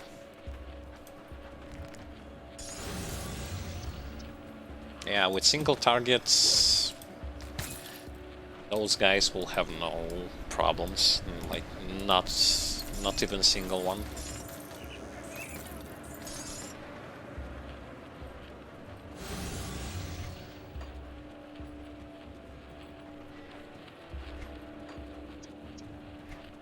Okay. Now we go to Homestead, we give... Actually, no, we do not give our quests yet. We give back our quests. We go in this direction. We have cannons to be retrieved.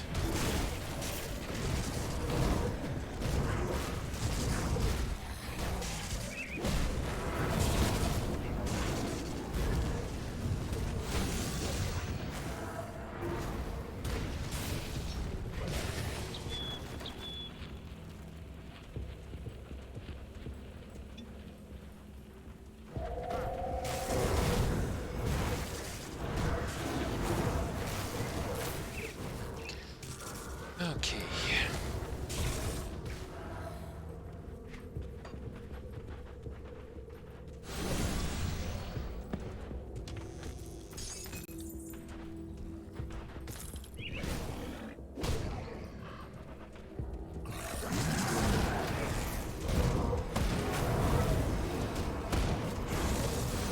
Okay, fine. I am going to be using cats as soon as it is off of cooldown.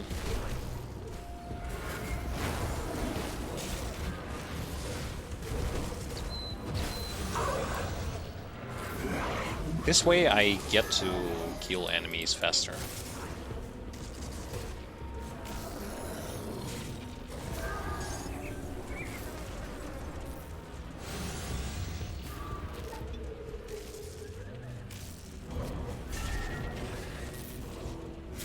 Come on, kill the crystal.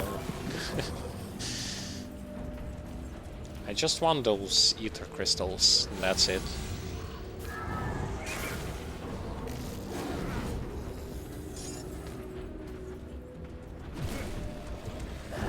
I'm taking a risk by stepping into the ether ground, but I want those crystals. I really do. For crafting, for other purposes.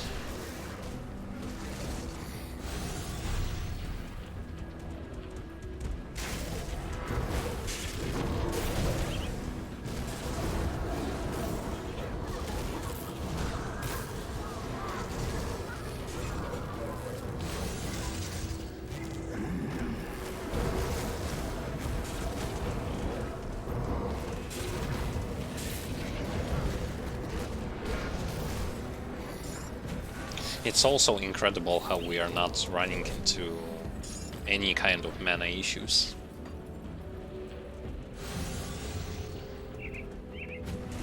But mana issues is not about this class to begin with.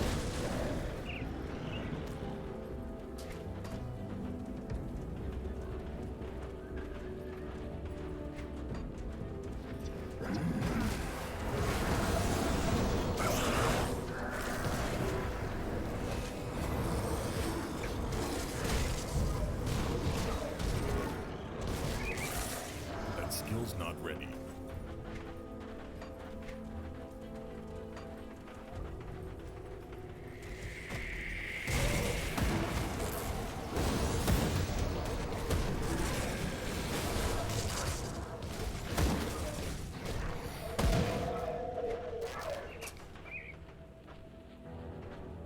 Okay.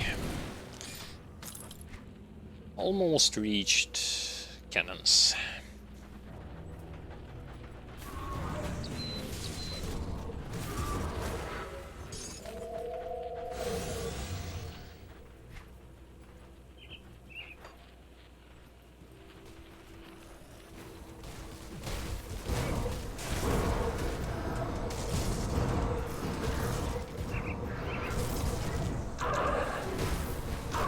See, yeah, it also has to do something with the fact that because of a short range on that aggro ability, sometimes, a lot of times, aggro is hard to maintain.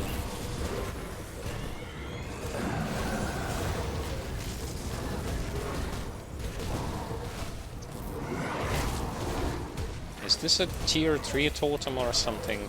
Because it feels like it, judging by the amount of enemies.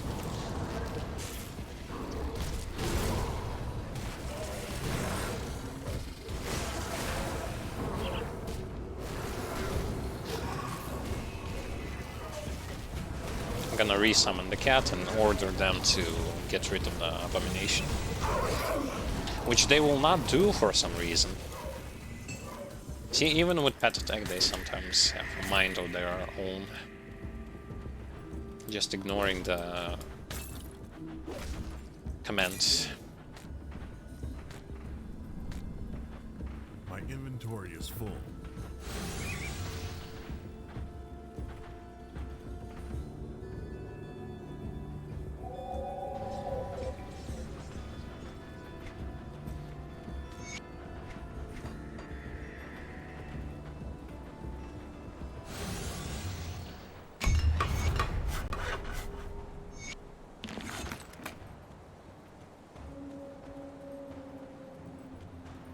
There was much I see my scouts have reported back.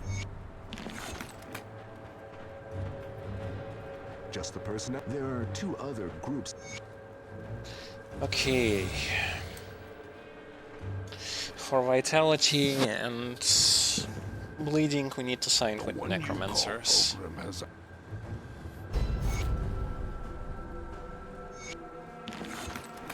Okay.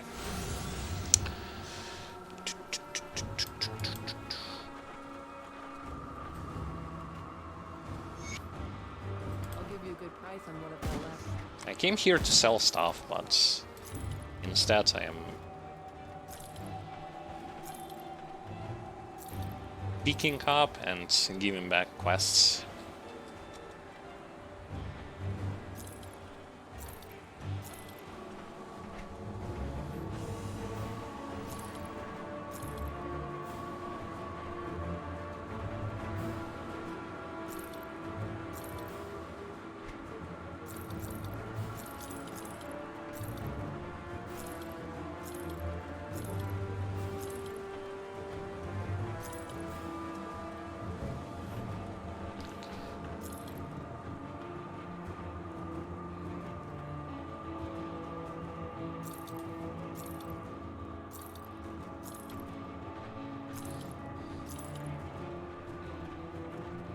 Bonus to all pets, all acid damage, poison.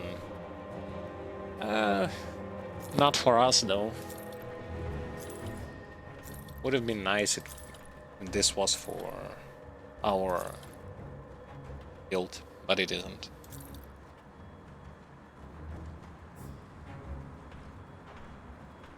All damage, attack speed.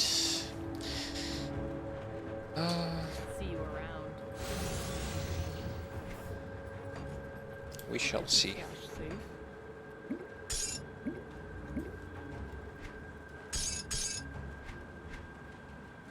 safe with me. Promise. I'm gonna complete the quest first, then I'm going to worry about swapping stats points.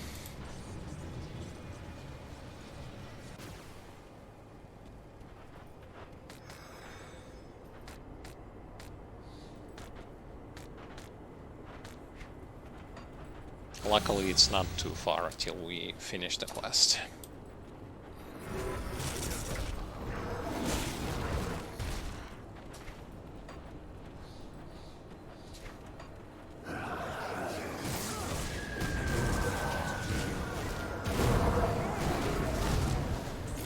Great. Of course they will going to focus me. Go and focus someone else, okay?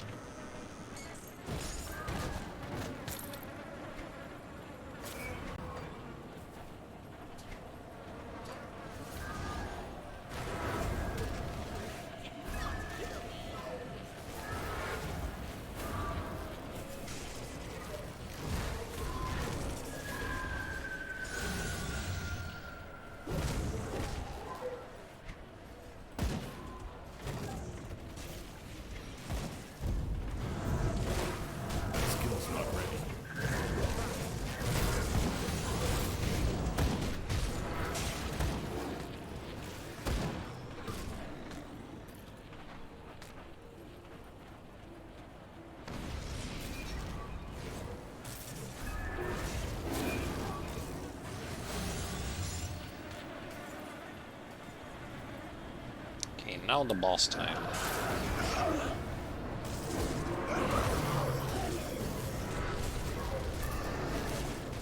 Here I gotta make sure that I will going to move around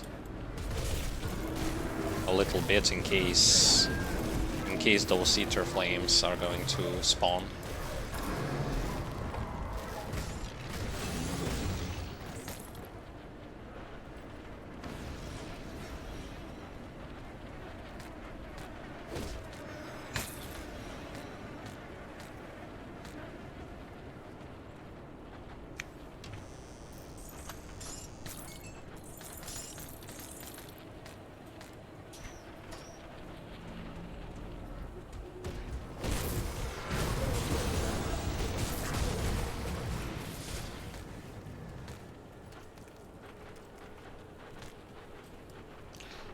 And here are my cannons.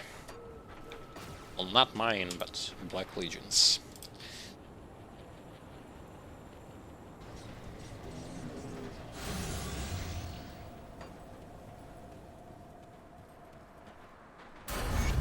And I get a level up. Nice.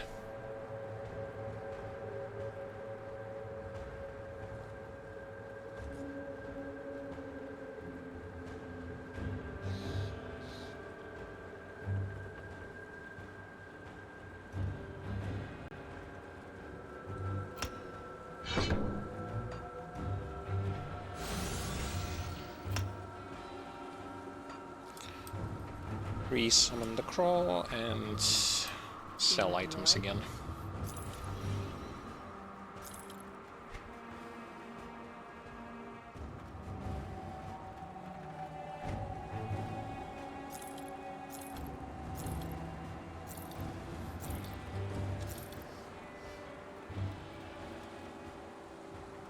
Worse than mine.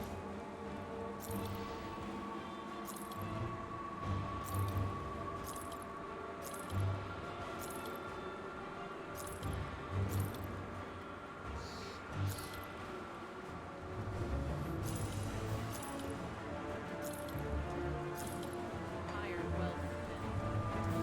Your stash safe. Okay.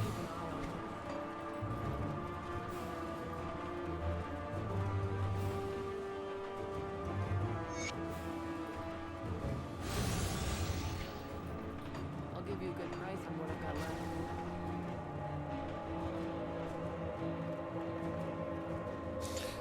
And now it's going to be the Blood Grove, which is a very easy location to go through. Like in my personal experience, playing through this game a whole bunch of time, this location is easily one of the easiest in the entire game.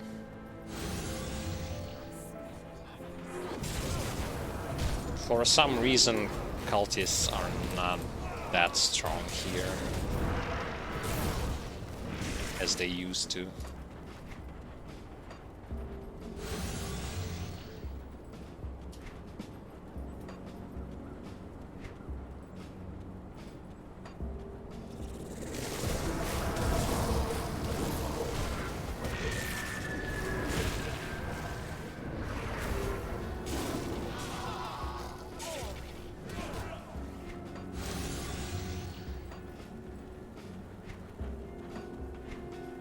By the way, I didn't go there. That's a path to Port Valbury. I will going to clear Bastion of Chaos and Port Valbury once I will acquire quests line from Anasteria. Because without it, you would have to do it twice. One with the quest and one without it. I wouldn't really recommend to do so. Especially if you want to save time.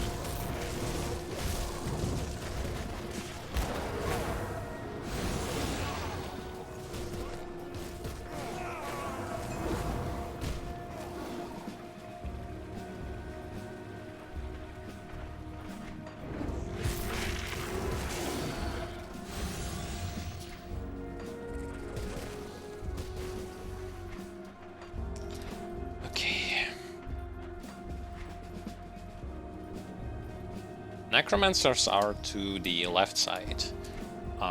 The Kaiman's Chosen are to the right side. We will go to both sides anyway, but just as a reminder.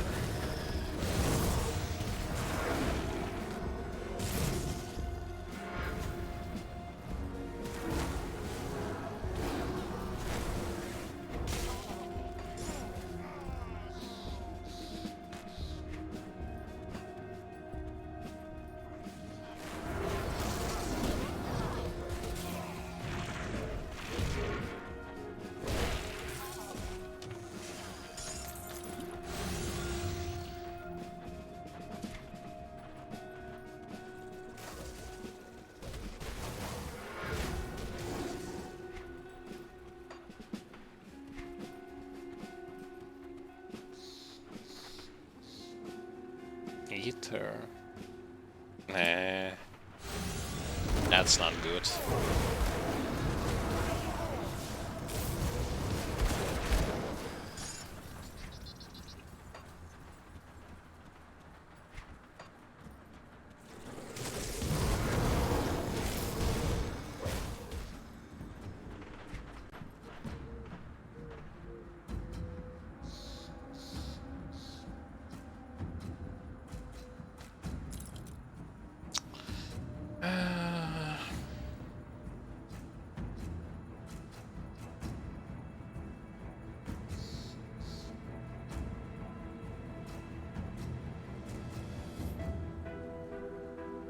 Seven physical damage.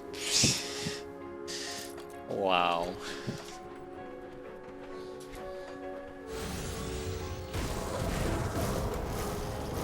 That's like even worse than having none. And slow resist is like, what? Why?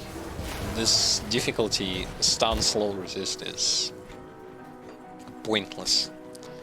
You're not even going to feel, even if you're going to get hit by those debuffs of this difficulty. And even if you will, it will going to last not even a considerable amount of time for you to worry about it.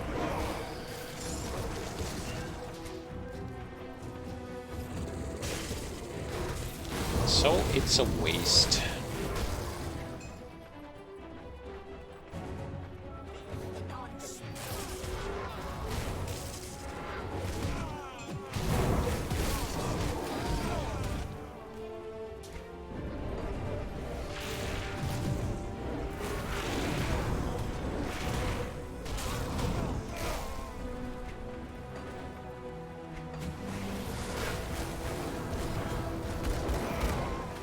I can't really find a proper enemy pack to use my Primal Spirit on, so I just summon it randomly.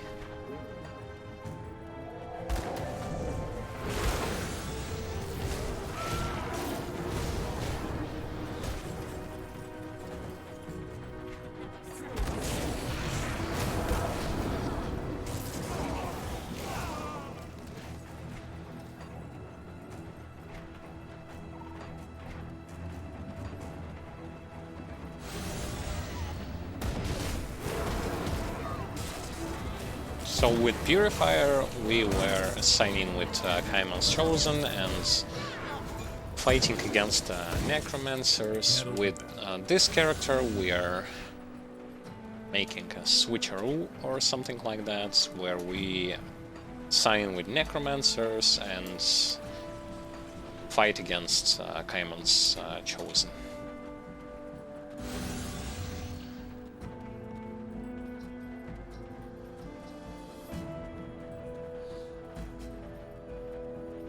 I would say that fighting against Kaiman Chosen is tougher than fighting against Necromancers.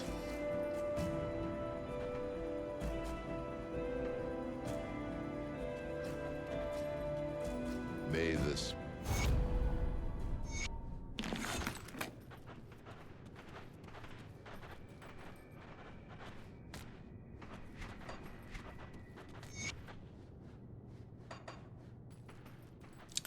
Maybe they have like something for pets. No, nothing. It's a good use. Unfortunate. Very unfortunate. What about here? It's something for pets. Just a pet. Nope.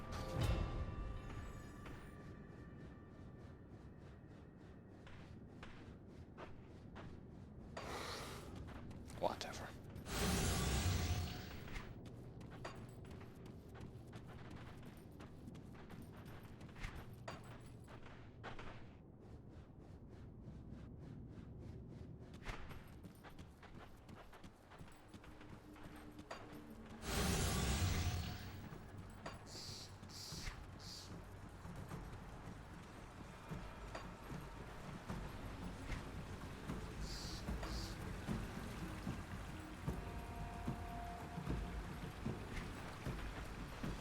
Okay, to the left, to the right, doesn't matter. I'm gonna go in both directions.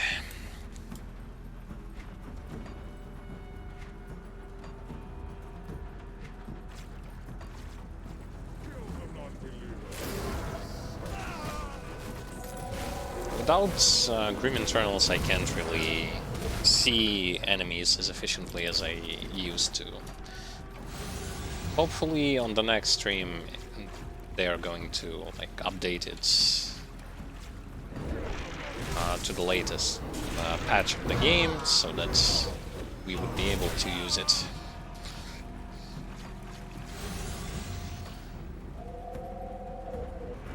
I just like to see stuff that I have to fight against rather than fight against it when they are already up close.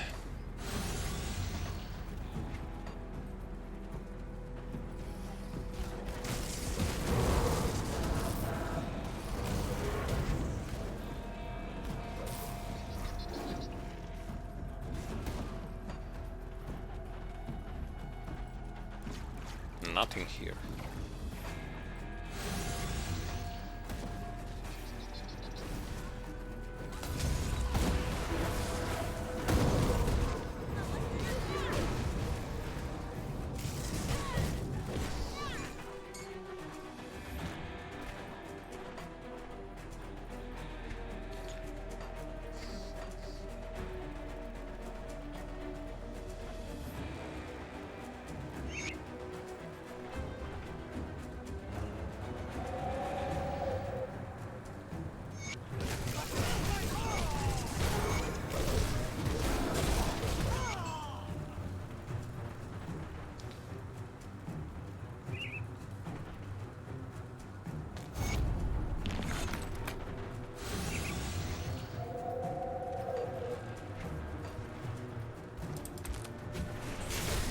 It will take us a long time till we get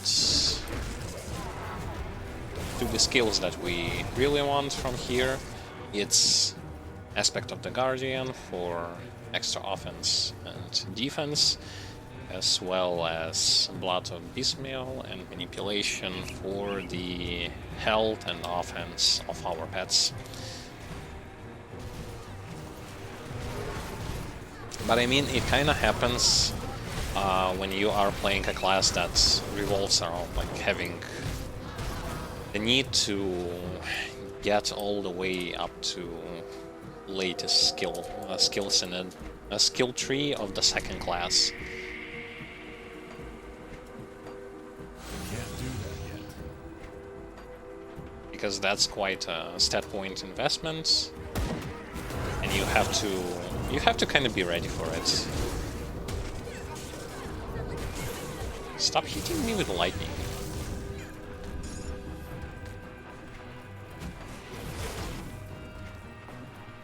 Having overcapped resistance but getting wrecked because of the lack of armor.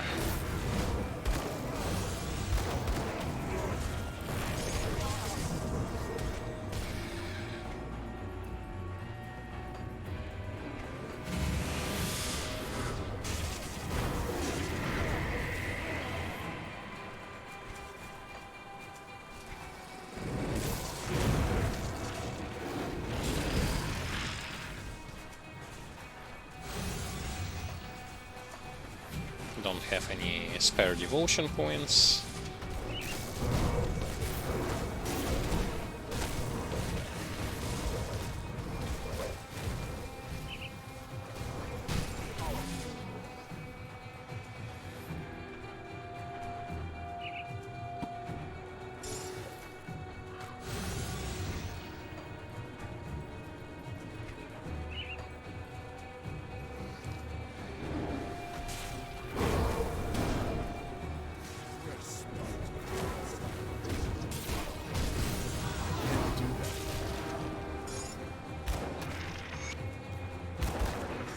I like being able to crowd control enemies with Conjurer, especially their movement speed.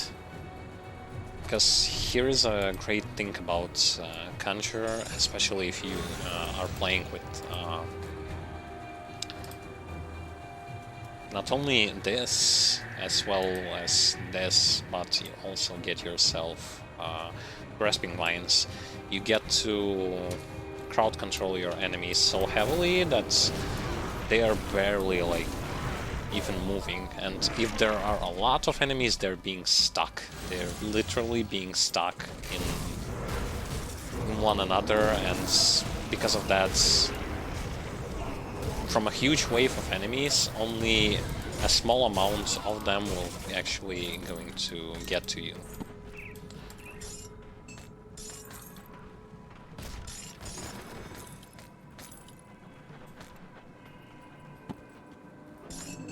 In my opinion, it's really good. Okay. That skill's not ready.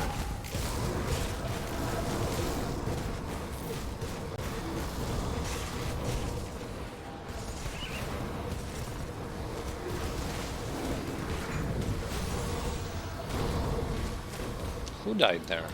Oh, Pro died.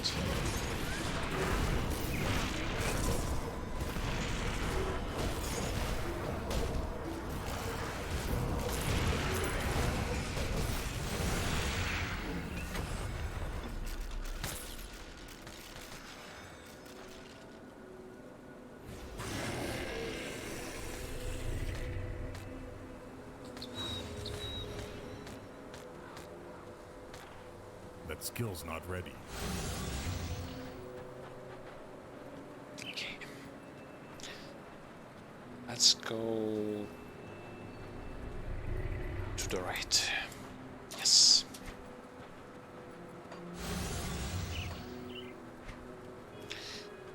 Drink an experience potion as well as continue on with our usual stuff.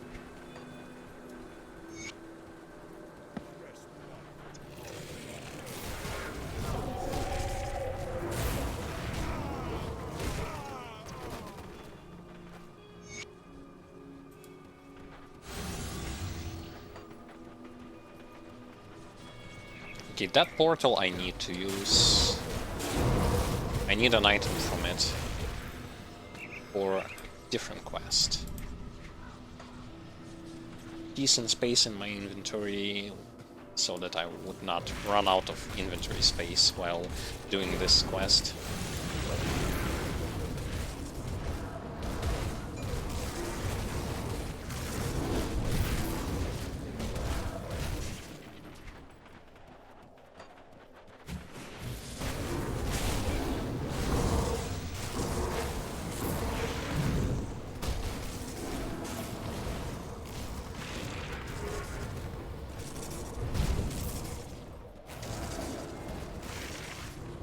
Yeah, unfortunately, here we come to the point where like we will going to be facing enemies with heavy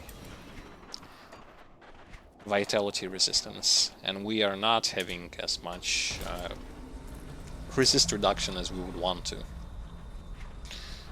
So it's gonna take us a bit longer to fight them.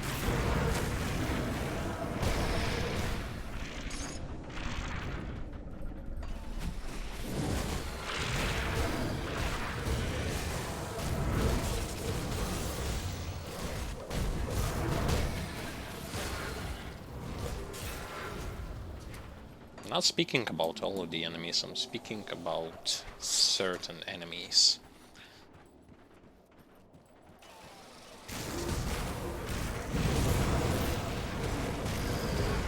Whoa, whoa, whoa, where's my main pet?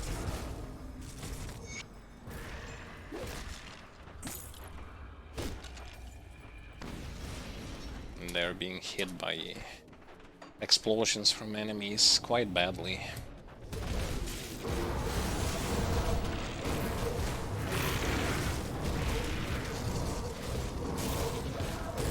Whoa. Glitching a bit.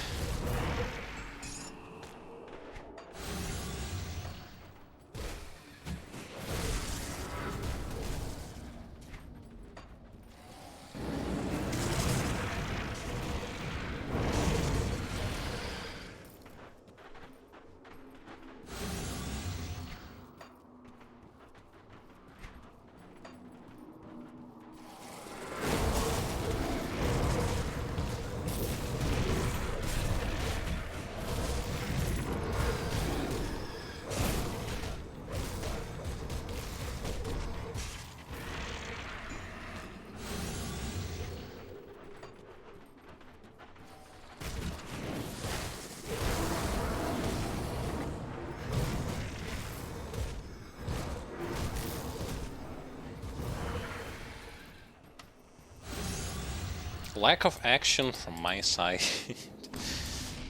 makes me fall asleep a little bit. Like, I am pressing buttons, but...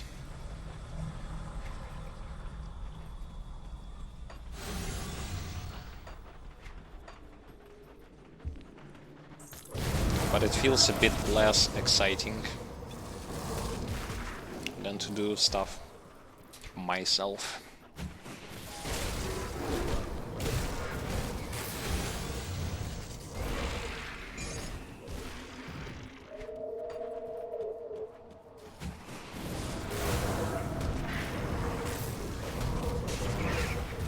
Okay, no, I'm not going to stand in one place.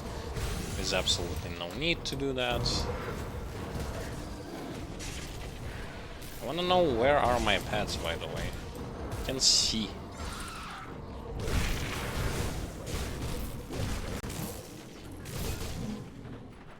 Okay, fine. Against those big guys, I will going to use pet attack command.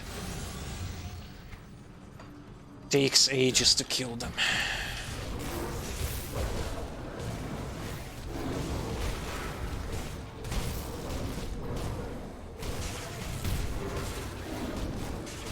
Especially without Primal Spirit, it's... holy moly.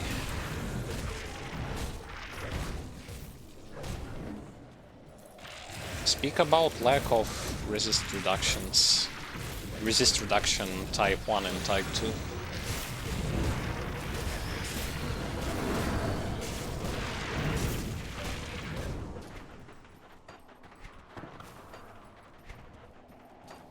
By the way, for those of you who do not know, type 1, type 2 resist reduction is... Type 1 is flat damage reduction, and type 2 is percentage chance. It's for you to better understand, like, the terminology and stuff that I'm using.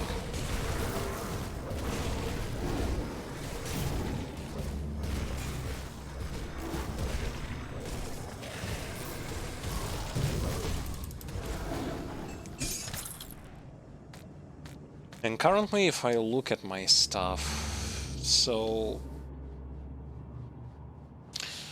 this one is type 2 because it's percent base. Next thing, this doesn't give me anything. This one is also doesn't give me anything. No, no, no. Nope.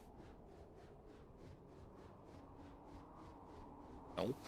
So only one. This one Type 2, but for bleeding and physical. For vitality as well. So yeah, type 2. This one doesn't. Nope. Nope.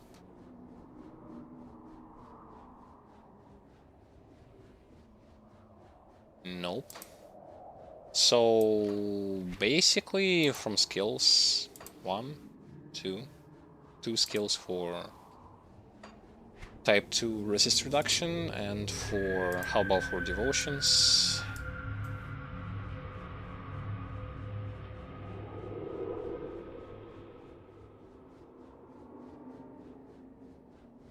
Type 2 for physical.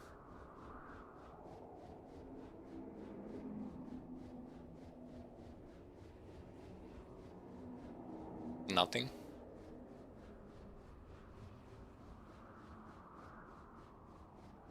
Nothing. Gee, no wonder why it takes me ages to kill those enemies. Oh boy.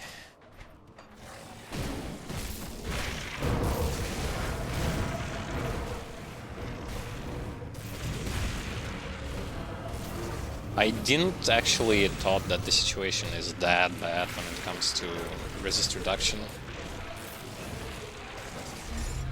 I really didn't even thought about it.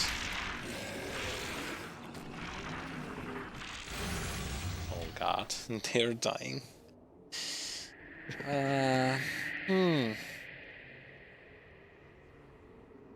Kinda bad. Kinda bad.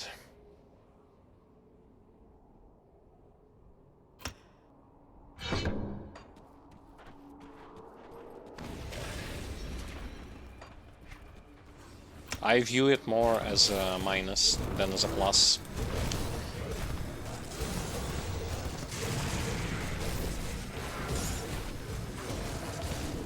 Because I don't have any kind of flat resistance cut, and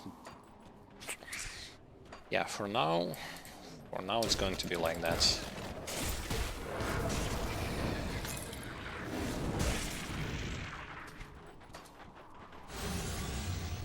Because I believe the next devotion setup is Wolverine. Where is it?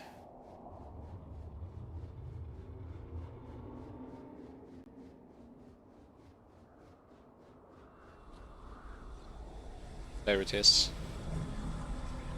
Here's resistances, defense ability. Oh no. Oh boy. I guess it's going to be one of those type of character that is not that strong while leveling. I mean, not weak either, but his potential is going to shine later in the game. Like his full potential. Because he needs gear to summon extra pets, and he needs resistant reduction.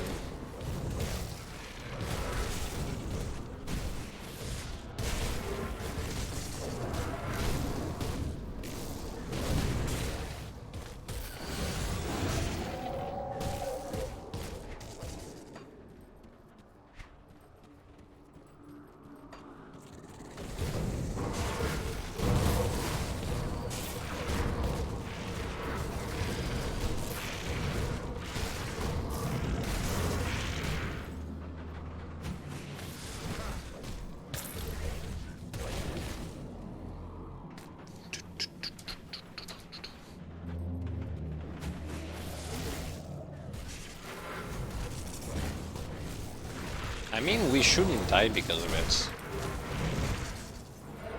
But we should definitely expect a slowdown when it comes to how fast are we going to kill enemies.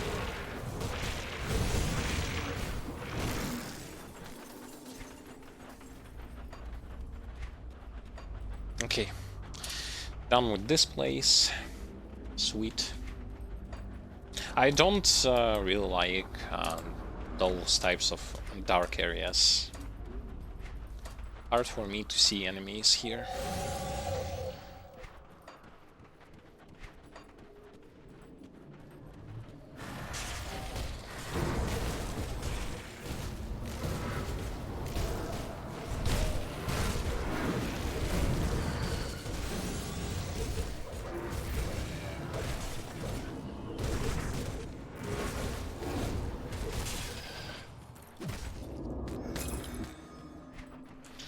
Okay, now to remember where was the portal.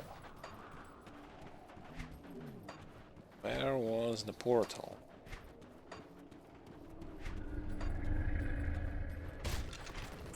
I can't do that yet. I legit remember one time I was playing and I couldn't find a way out. I had to relock and just to get myself back to town.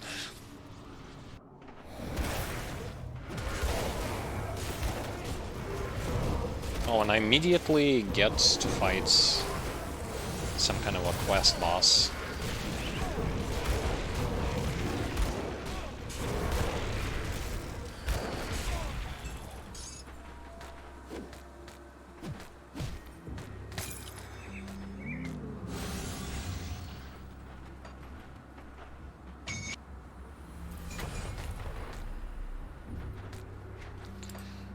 Ocean Point. Yes.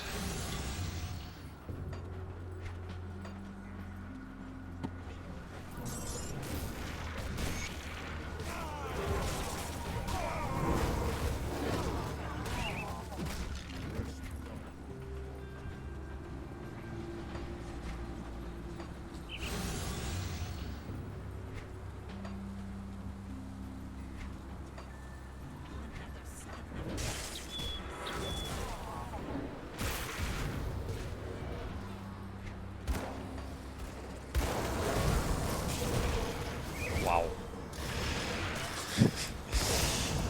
I didn't even see that guy. He was hiding so well in the textures, I couldn't even see him.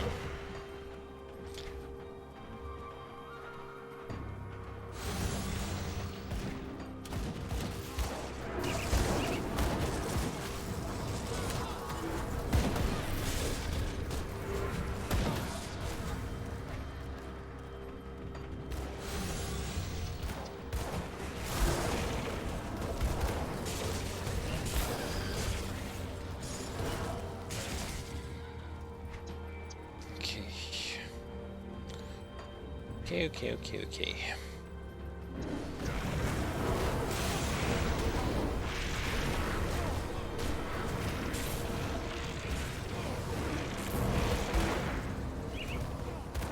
Who died? My crow died, right?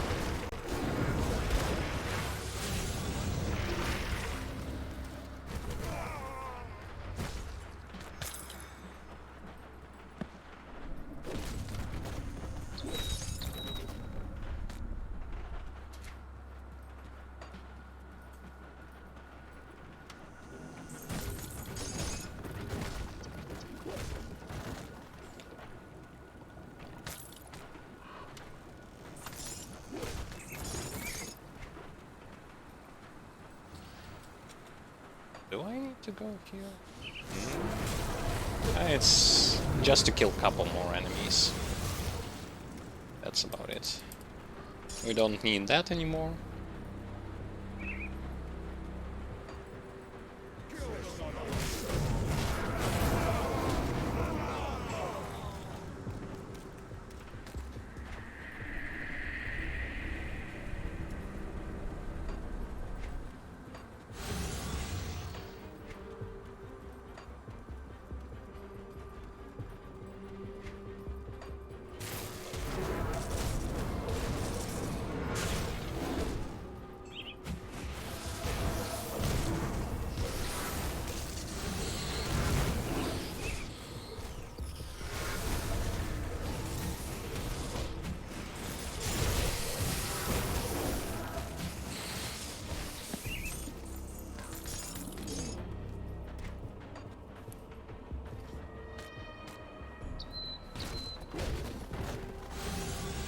Leveling wise, my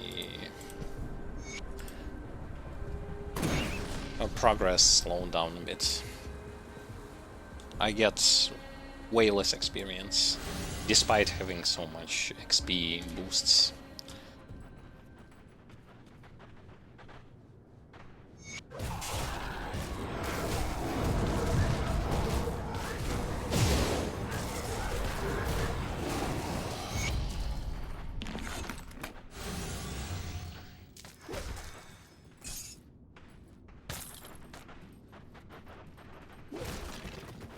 Which means I'm going to level up slower and slower.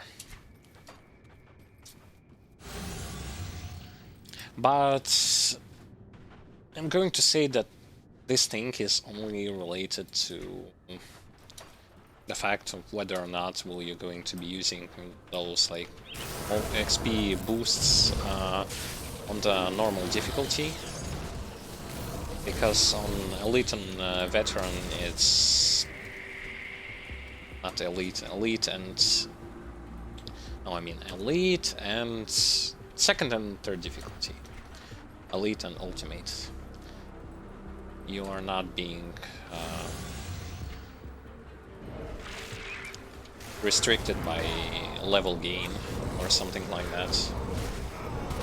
You level up there quite fast.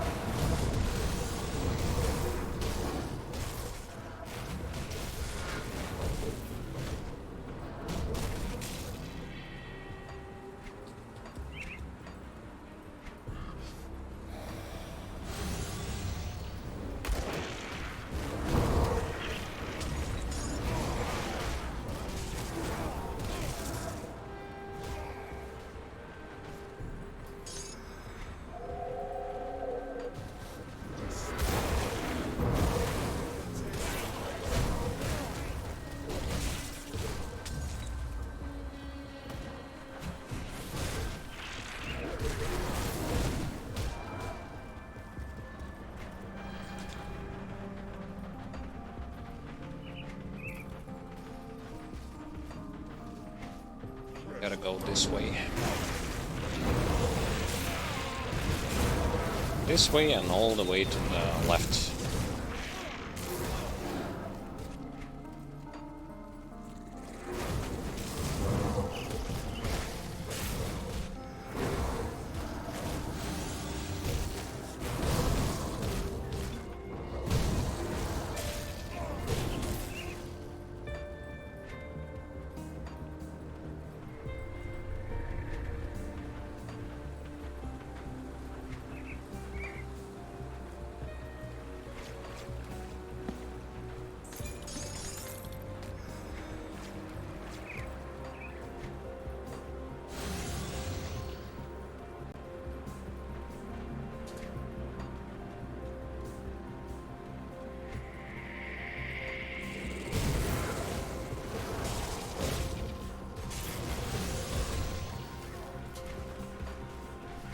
I would definitely appreciate if there was some kind of a spell or stat that says like minus 2 minus 2 aggro thing. Enemies have less chance to aggro on you.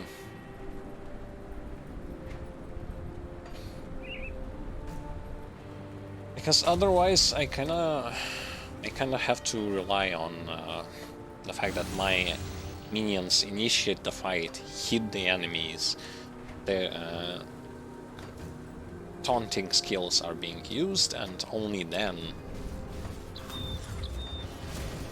I can attack my stuff. It's not the ideal situation also.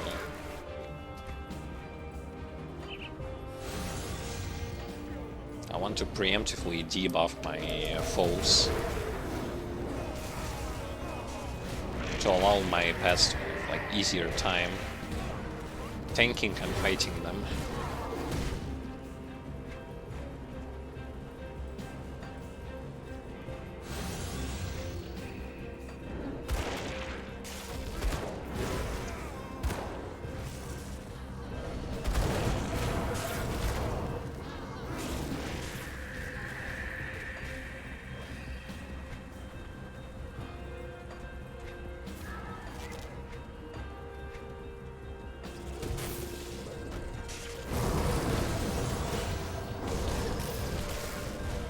I'm definitely not standing in one place. Screw it. It's just way too risky to do this.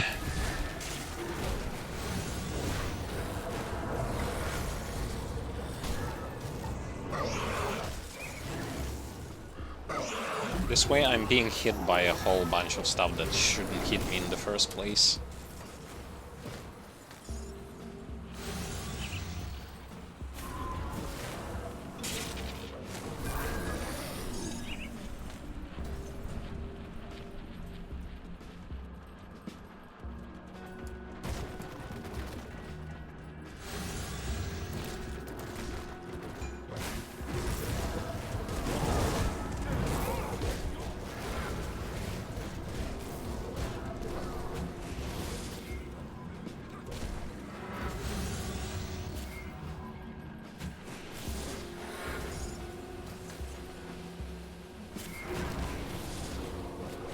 Yeah, well, I'm kinda confused on where should I put points into.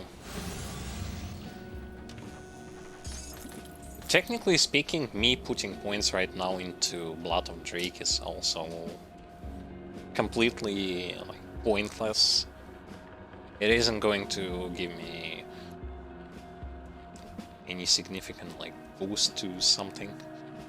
Putting points here, well, it's mostly elemental resistances for pets, and for me, that's just about it. For me, it's pointless because I'm already overcapped, even without it. For pets, yeah, maybe.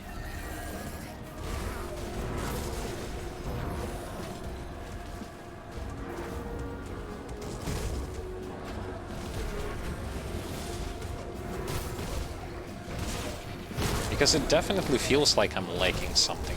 I'm lacking something badly.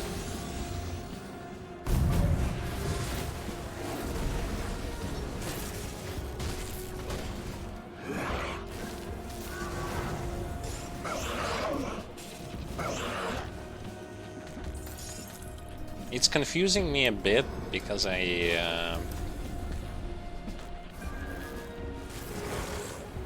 not really familiar with leveling with summoners.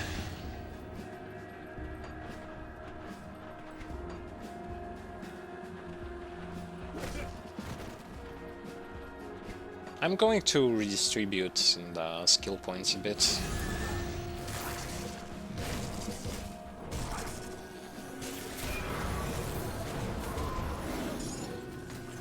First things first, I'm gonna go and give back the quest to Necromancers, grab another quest that requires items, then grab another quest that requires me to kill a specific enemy in that location that I was.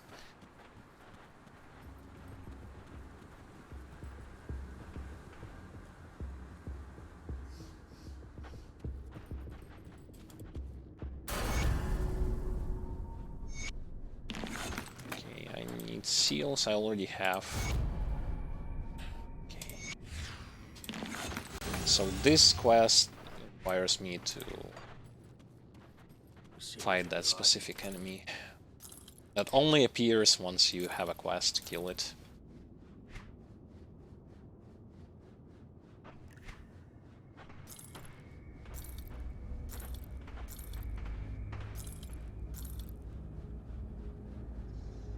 Chaos poison.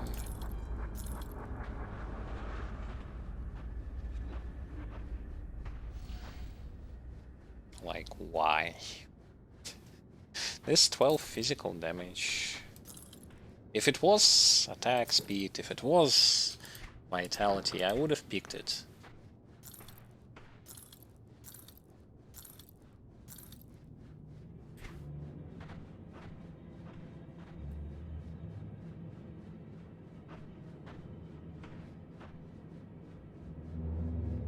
No.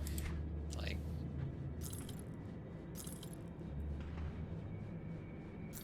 early level items for summoners are absolute worse.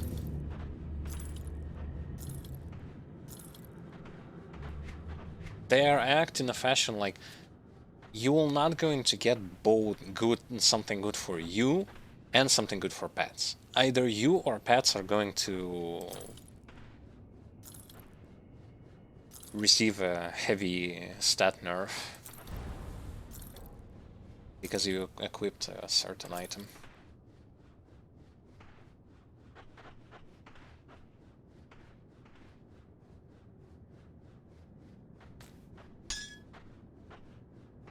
Okay, this one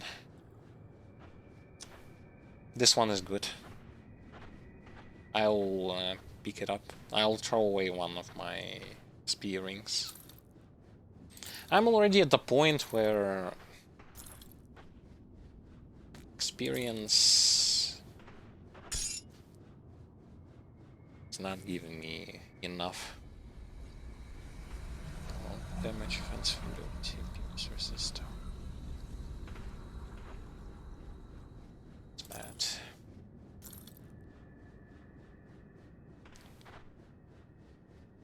Okay.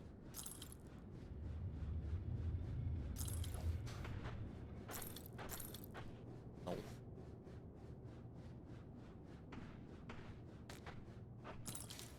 Iron well spent. Okay, I'm gonna go and kill that quest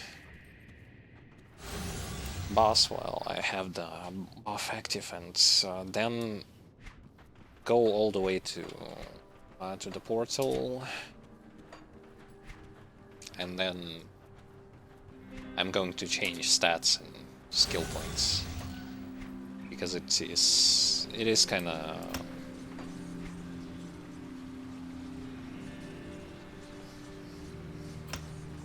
not really that good, the skill distribution.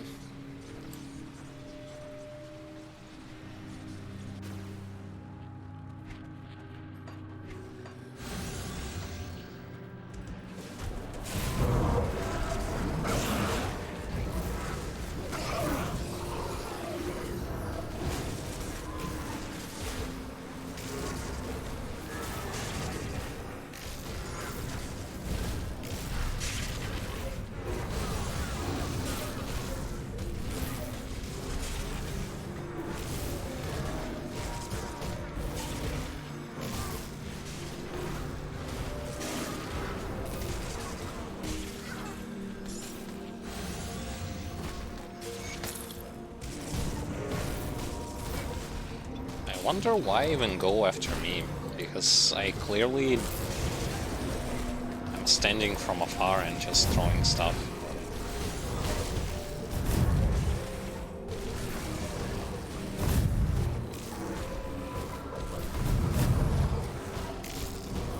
I can't do that yet.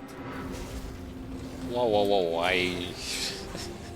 I'm thinking like, why isn't he dying? And then I look, I have no minions left.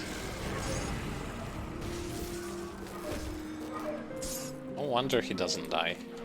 There's no one to attack him. Besides me.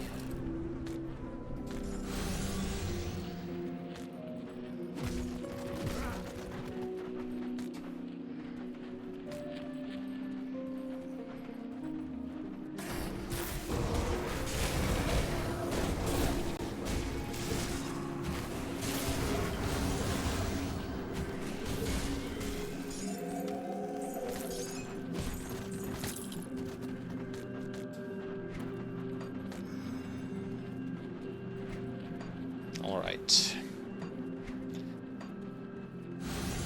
Killed the quest NPC, now to complete this location, and then I will going to change my stat and skill points.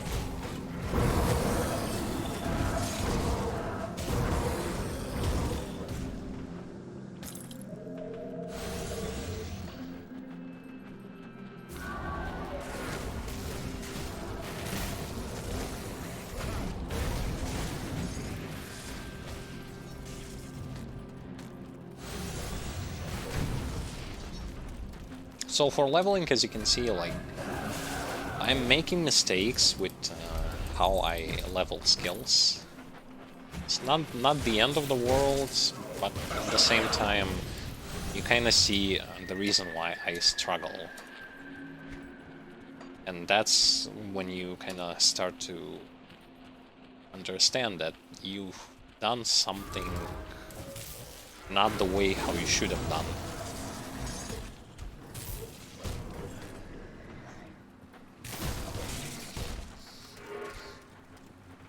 Kill the non-believers.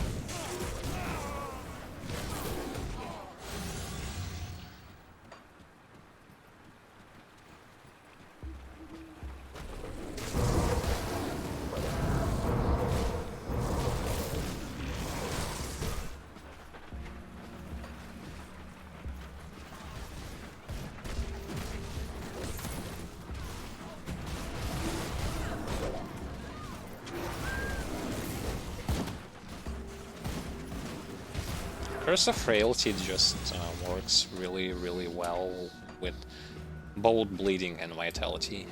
First part is going to cut bleeding resistance, second part cuts vitality and defensive ability. I can't do that yet. So I guess for this build I'll need to pump points in both.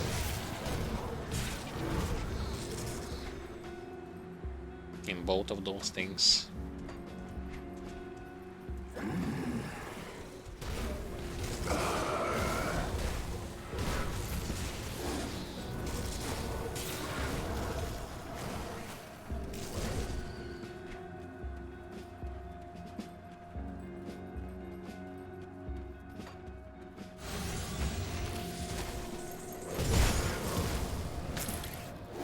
Anyway, like, here's the thing, and here's how I look at the situation. I'm not going to see any kind of significant change or boost when it comes to offense, how I clear stuff, and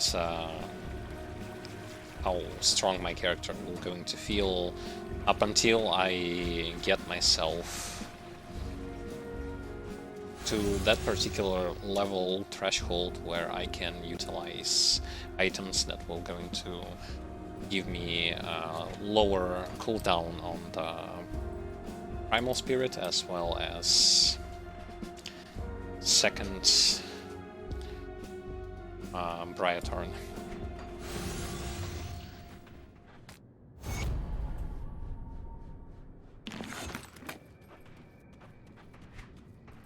It's just, I guess it's just how it's going to be. I'll give you a good price on what I've got left.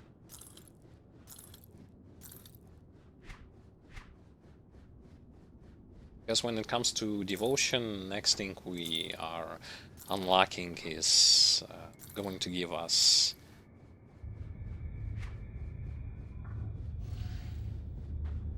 a whole bunch of stuff to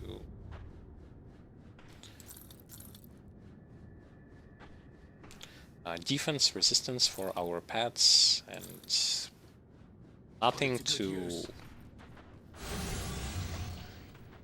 first type of damage, I mean not damage, but resistance reduction.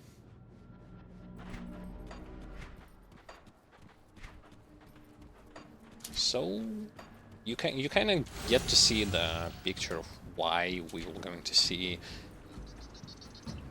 deep in performance.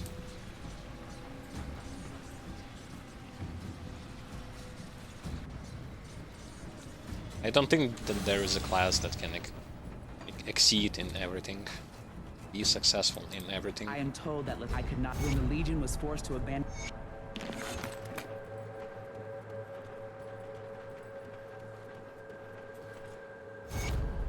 Because you gain some, you lose some. Alright. Safe storage, no questions asked. I want to change some stuff here.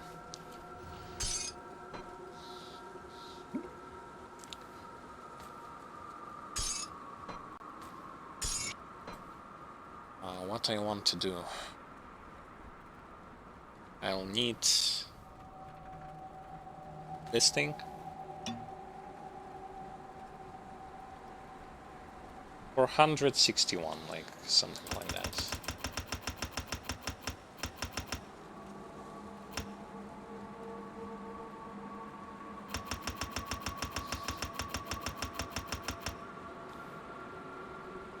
21. How many does he have in his build?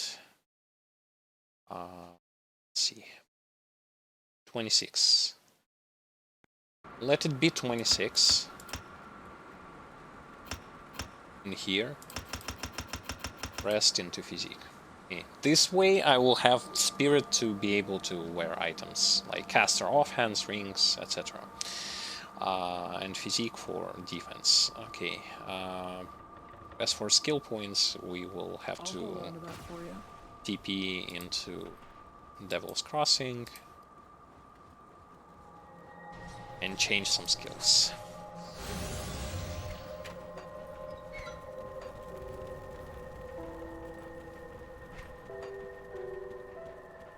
Let me clear your mind of regrets. I'll take 1 point from here.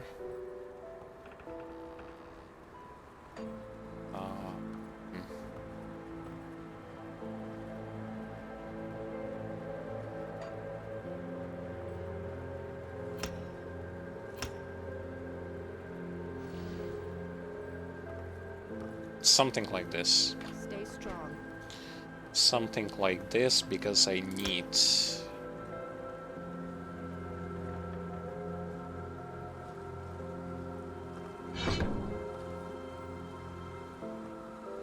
Okay, okay, like this. Good. Oh.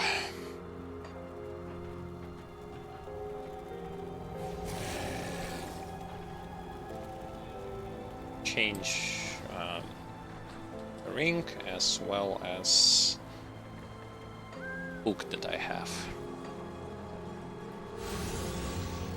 Tinkering is my specialty. Let's take a look, shall we?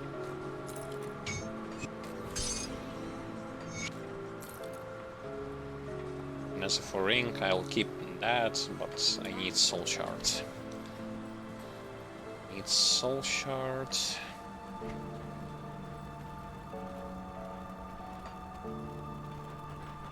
And I think I have some spare ones. No questions asked. Yes, I do.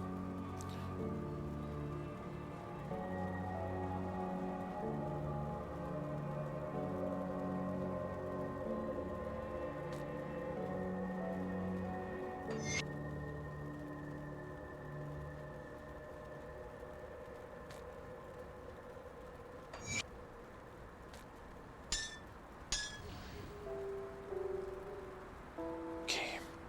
I'll keep an eye out. Okay. Okay, Masters. I'll keep an eye out. This should change the situation. Not by much, but at least for a bit.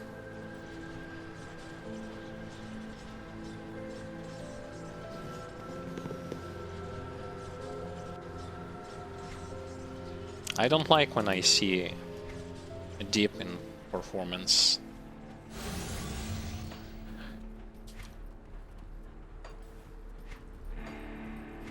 Because it either means that I was doing something wrong, or it means that we just need to accumulate more levels.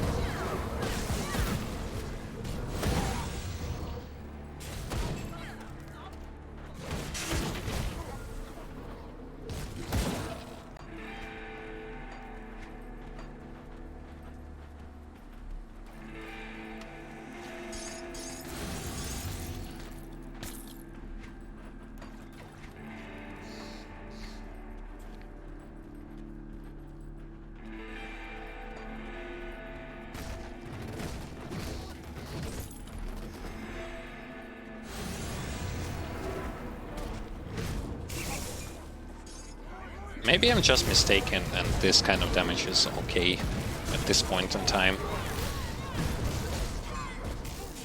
I gotta rewatch my Purifier gameplay and see how well I did there and with this character.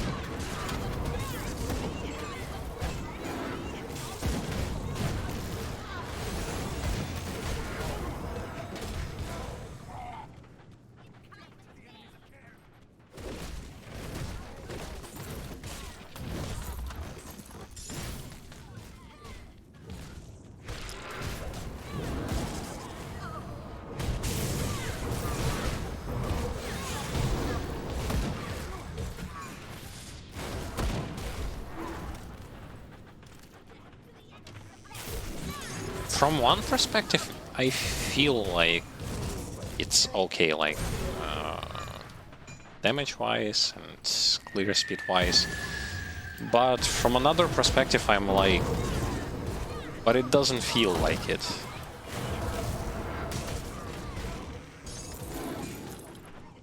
But it really does not feel like it. And because of that feeling, maybe I'm wrong. Like, maybe I'm completely wrong and it's totally fine.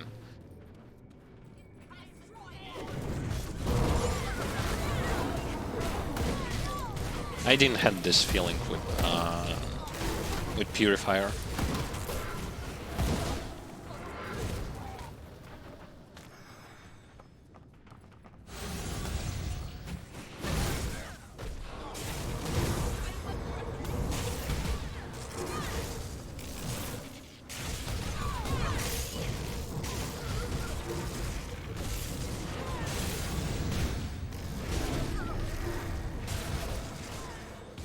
Skill's not ready.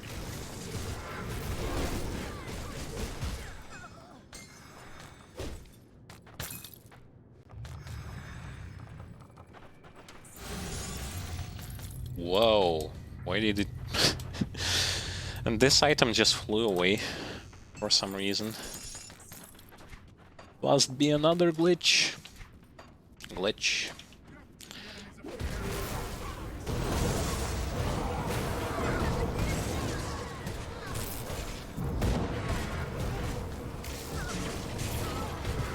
By the way, this patch that the game received some kind of a 6 megabyte patch.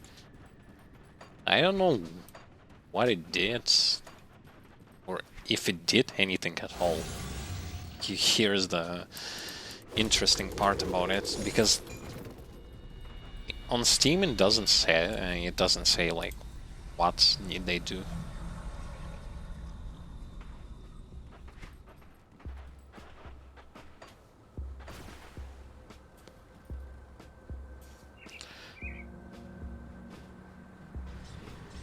The only thing that it did was practically prevent me from using the Grim Internals.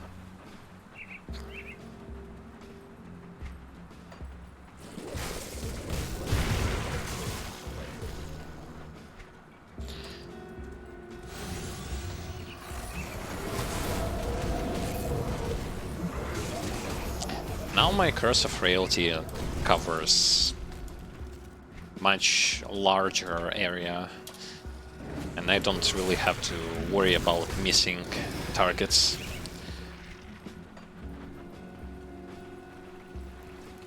Gonna open the path to the secret shopkeeper in here.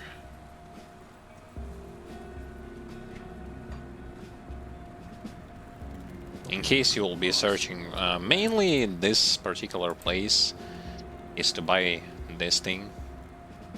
that is used for like those clubs that are used for some crafting. You can either farm them from trolls or get them by other methods.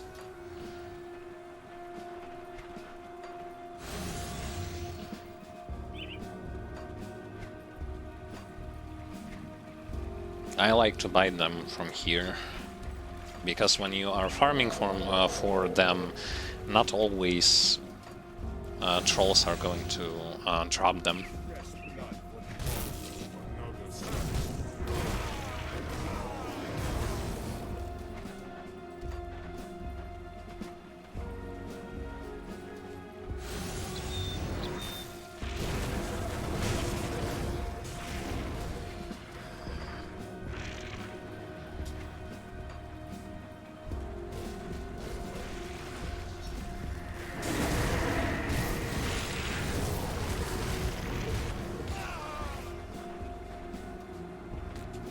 In like, I think in like 7 levels or so, I will completely change my... If I'm gonna find proper gear, I will swap Lokarr set and another XP ring. As much as those items are good for leveling, at a certain point, even having all of those items will just going to prevent you from receiving any form of experience, because you will be over leveling stuff in locations quite a lot. By quite a lot, I mean. Although it feels strange, like 59, 62, but for some reason just experience stops going up the same way it used to. I know that it's specifically done for the purpose of you not feeling like a Superman or something.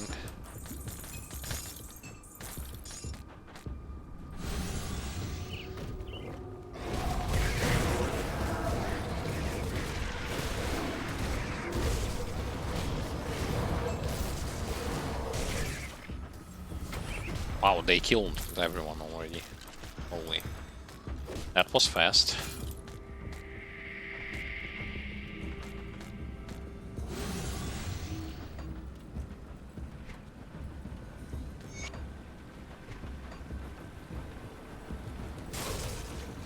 So my idea here is going to be put 1 point in here, 1 in mastery, then swap to this, put 1 point here, then in mastery, then do this up until I hit this place and this place.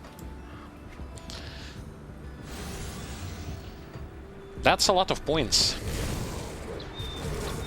I'm feeling same like I did with my purifier, when I needed a whole ton of points to level skills.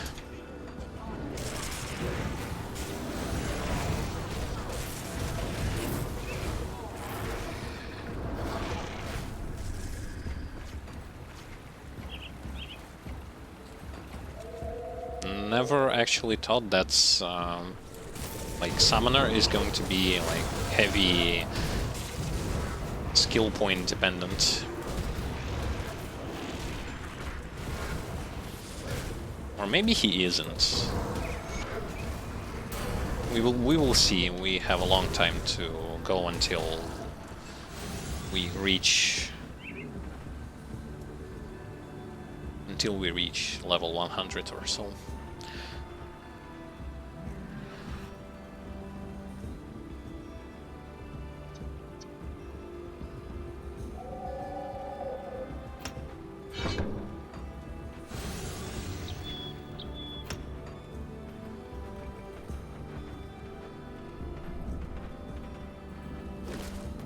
Level 59. At what level do you start to get 1 skill point? It's level 90 or so, right? Either 80 or 90. Somewhere around that area.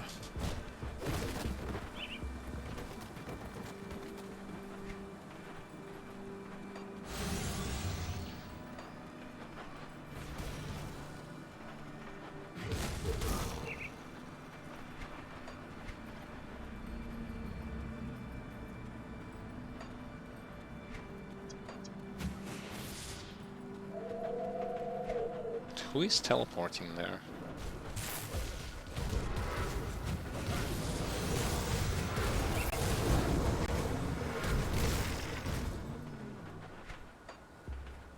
I don't have devotion points. Okay. Well. Slowly but surely, as they like to say.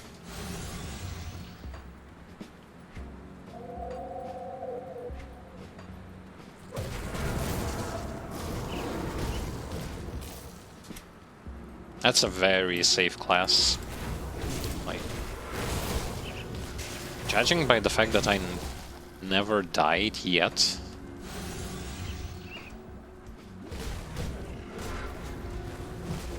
And how beefy this class is.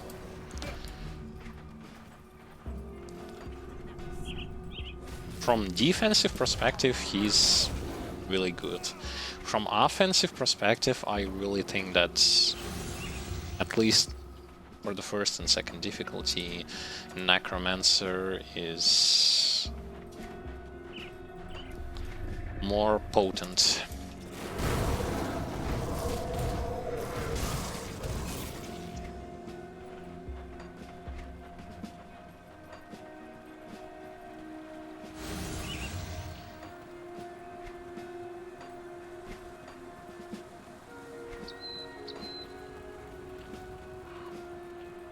Nothing here.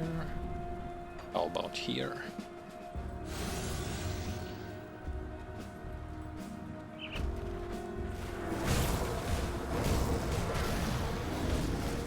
Yeah, but once I will going to finish with this class, I will do like the same sort of stuff where I will go from start to finish with this class. By finish, I mean try to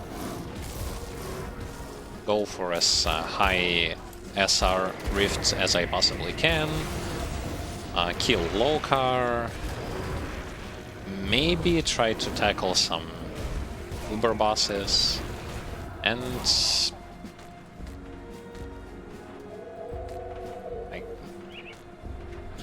of course clear all the skeleton key dungeons, roguelike dungeons I mean.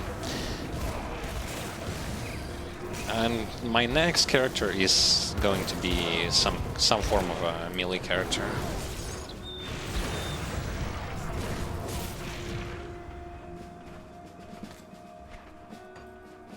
Because I've already played with a range character, I already am playing with a summoner. Next character is going to be melee one for sure. Probably it's going to be Warlords.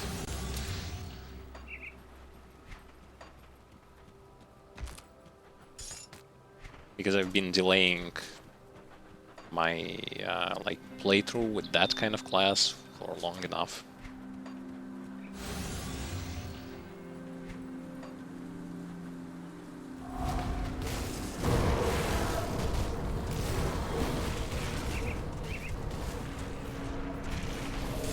I know that those demons are doing quite heavy physical damage. This is why I'm running away.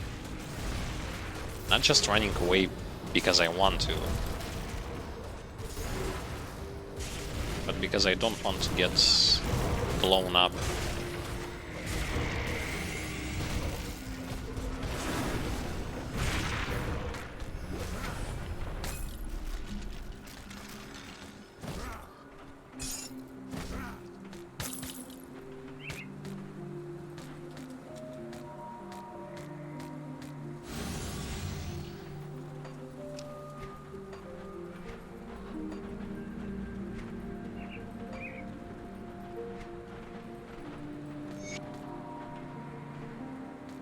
What? They gave me two documents at the same time. Whatever. I guess that also works.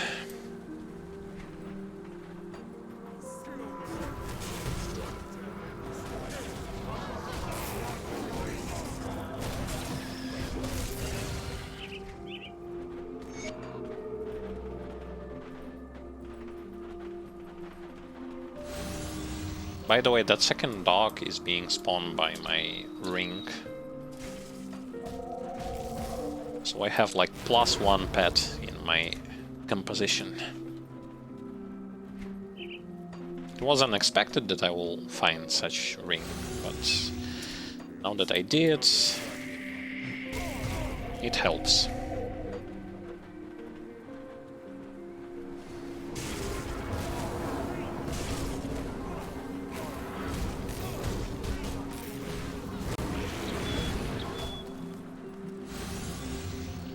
See how also interesting the aggro system works. So when I run like this and enemies are going to see me and pets running, they will going to first attack me. They will only attack pets once pets are close enough and are starting to engage in a fight against them.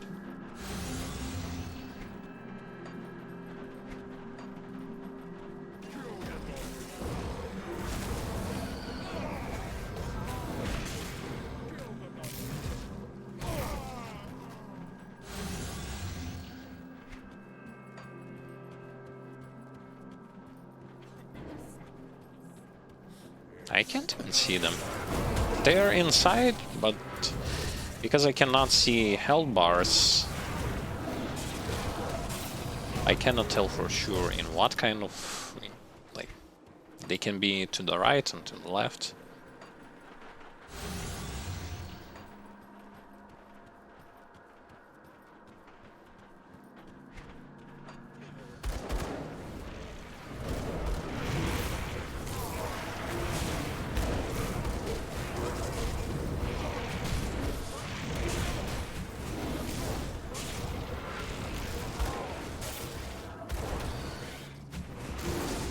Cultists with their, even when they shoot, here's the idea, they will not going to, unlike ethereal snipers or skeleton crossbowmen, they will not going to drop your health significantly because of the fact that they are doing more chaos and vitality type than physical one or pierce. That's despite them having ranged weapon equipped. So this is why I'm not even feeling when they are shooting me.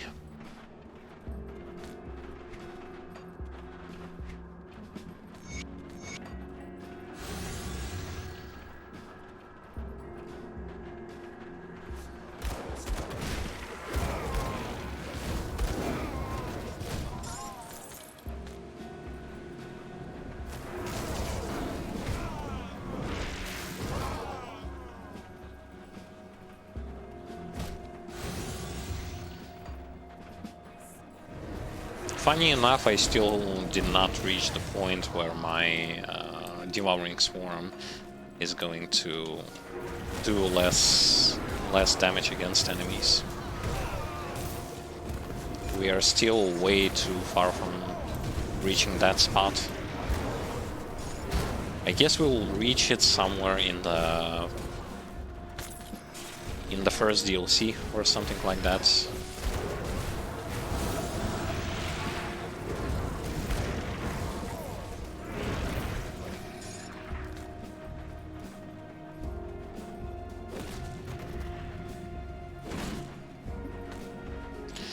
Okay, that was the third experience potion.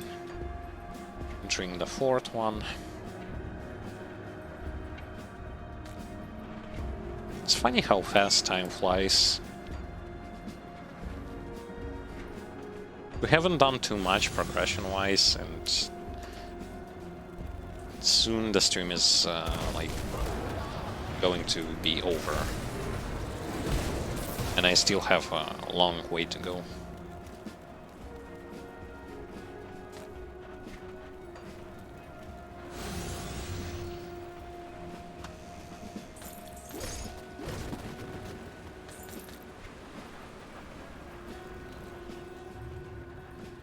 That skill's not ready.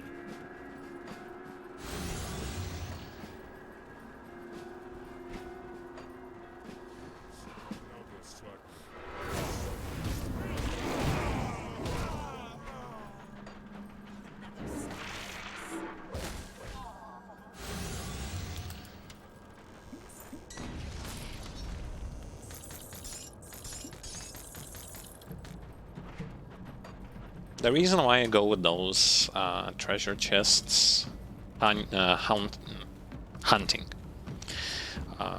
Basically, I might get something good from them. Maybe a legendary, maybe a recipe. Early level recipe are quite like they are just as hard to find as high level ones. Reason for that is not too many people are farming for the early game gear or recipes. So this is why, for the most part, when you see someone leveling, they will gonna go without like crafting anything besides relics. Pretty much because there isn't that much purpose in that early gear crafting. Not with all the classes, that's for sure.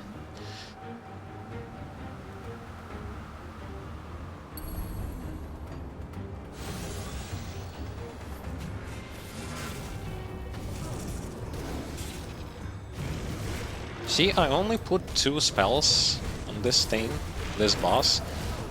And look, she's always going to aim for me.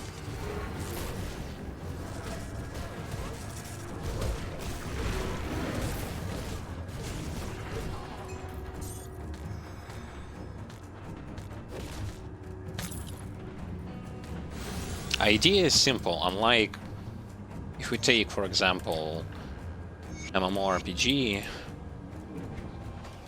it feels like in this game aggro system is not working based on how much damage you do against enemies. It works differently.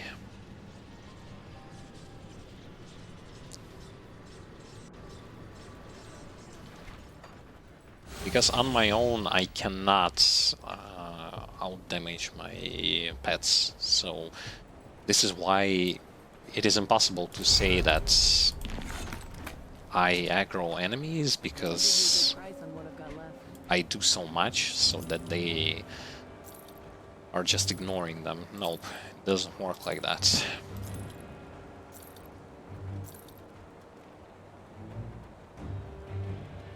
Okay, what is this? Physical, all damage, attack speed, reduced stun duration. Kinda good. Way better than those two.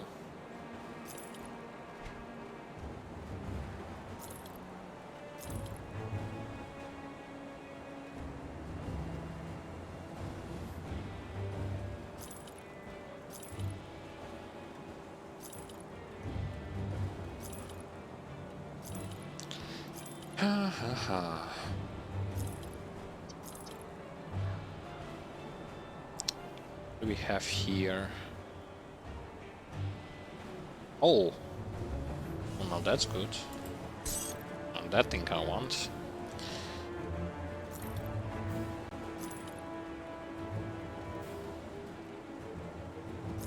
Because it gives...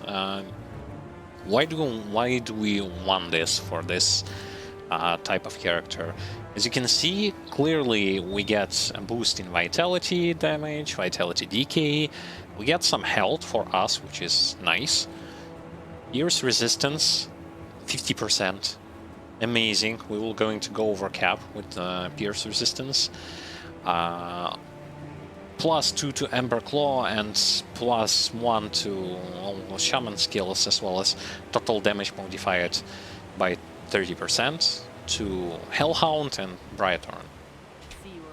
Let's take a look. Ember Claw, +2, nice. Modified damage for Hellhound as well as Brighthorn, nice. +1 to all Shaman skills, amazing. Profile damage, amazing. Health also. Plus attack speed and physical resistance, superb. I'm gonna pick it. Come see what's left of my I'm gonna pick it.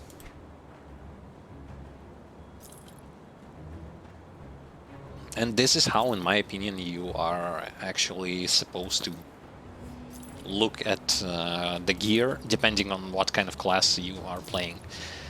There are certain certain things that you have to understand while doing so.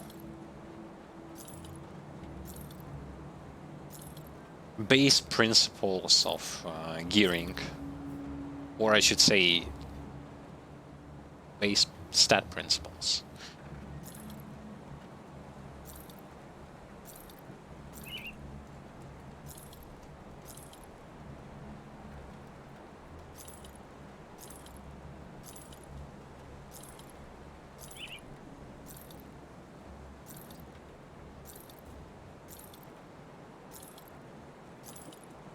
Okay.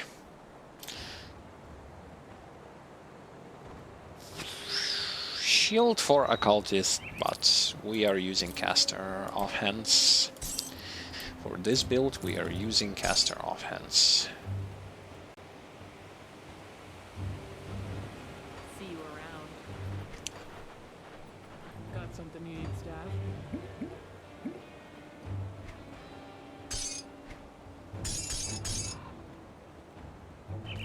Okay, let's take a look. This one goes to waste. Despite the fact that this is gonna give us vitality damage, vitality decay, I will not going to get tired of stressing this idea that Good price on what I've got left. I'm not the one doing damage. I'm the one that supports. I'm the one that supports my pets. Iron well. This is the reason why I don't really care if I am going to lose my firepower on my character by providing firepower for my pets.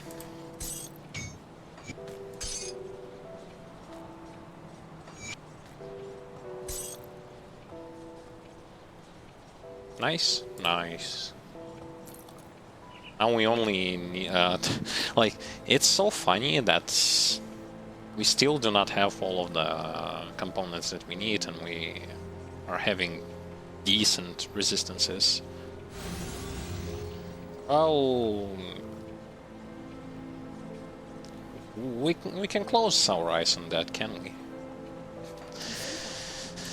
Because that's not decent.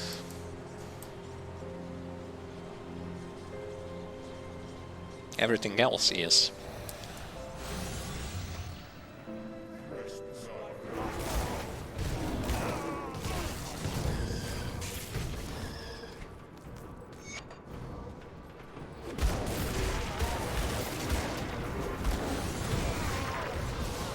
And now we do not need to worry about Pierce.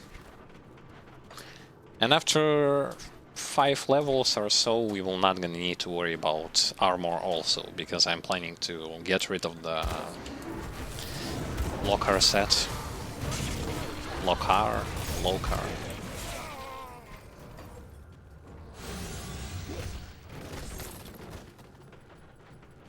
His set is good, but I have expressed my opinion about it.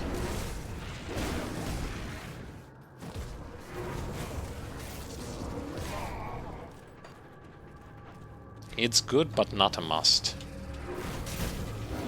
And it's only, like, temporary.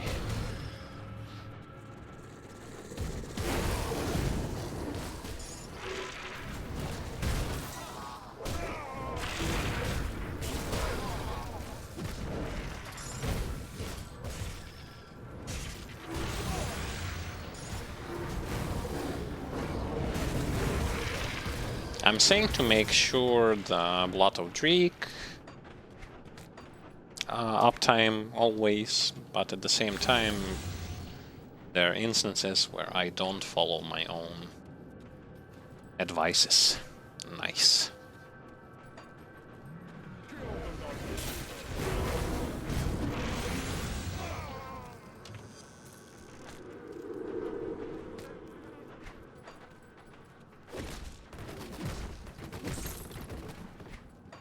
Can't do that yet.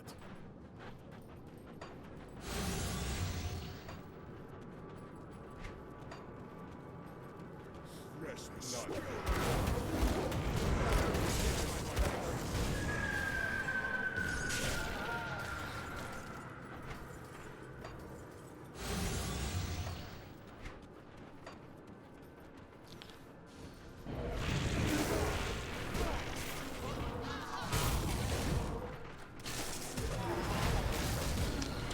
I believe at level 70 we will going to craft relic, which is called Requiem for Arkovia.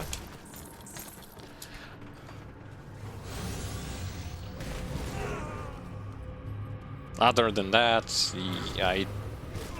if I'm not mistaken, we do not change any relics whatsoever.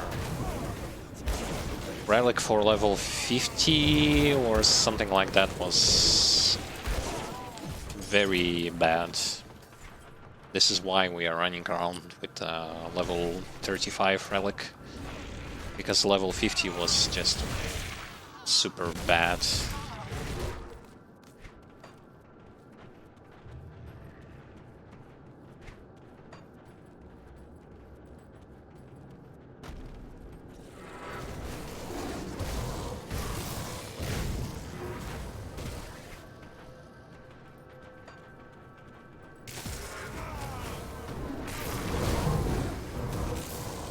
Yeah, overall, as you can see, our health goes up, and that's us not even working on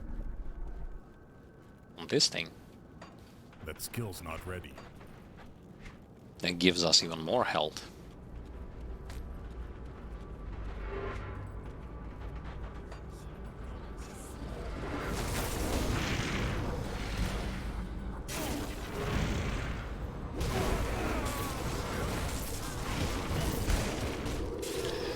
So yeah, our character is going to become stronger with levels, but he needs those skill points.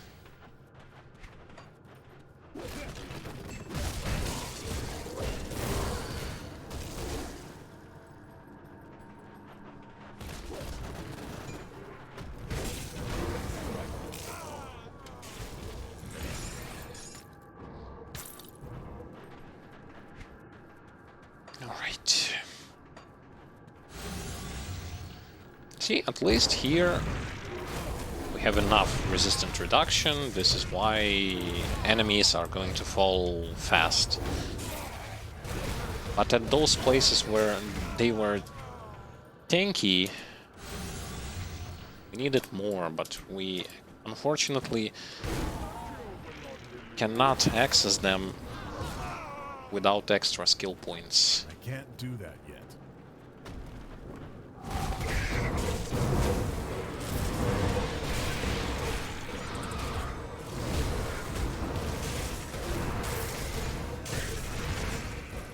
Primarily against those Chthonians. They have very high resist against vitality and bleed.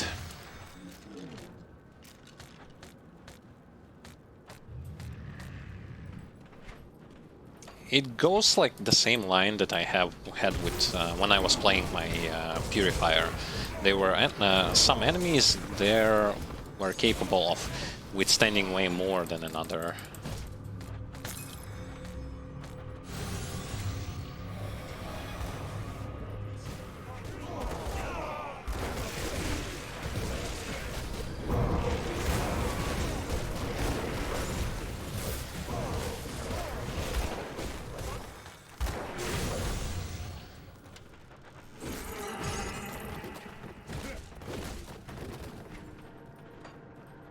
Can't do that yet.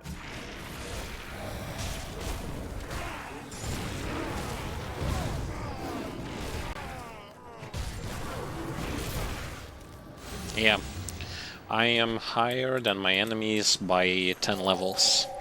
I exceed them 10 levels higher. That's going to... It's going to be like this, by the way, all the way up until I finish this difficulty. Here is your downside of having so much XP boosts in a nutshell.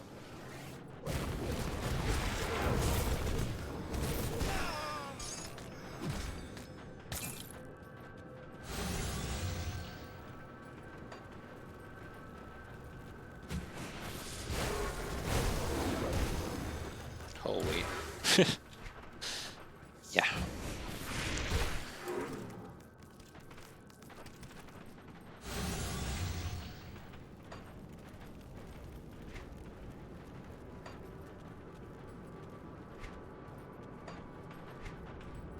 But it was definitely a good suggestion to focus on this, and Mastery Bar. Because of how amazing Curse of Frailty is. Probably top 3 best debuffs in this game.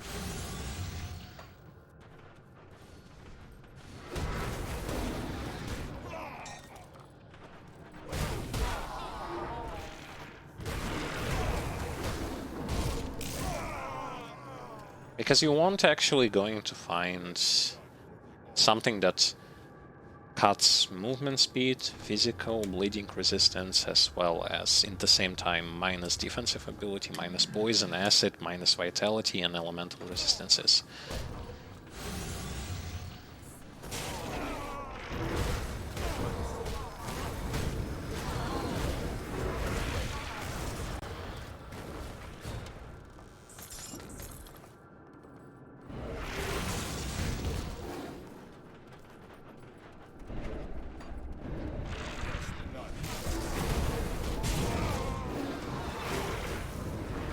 It really enables various builds, primarily those that are working on vitality.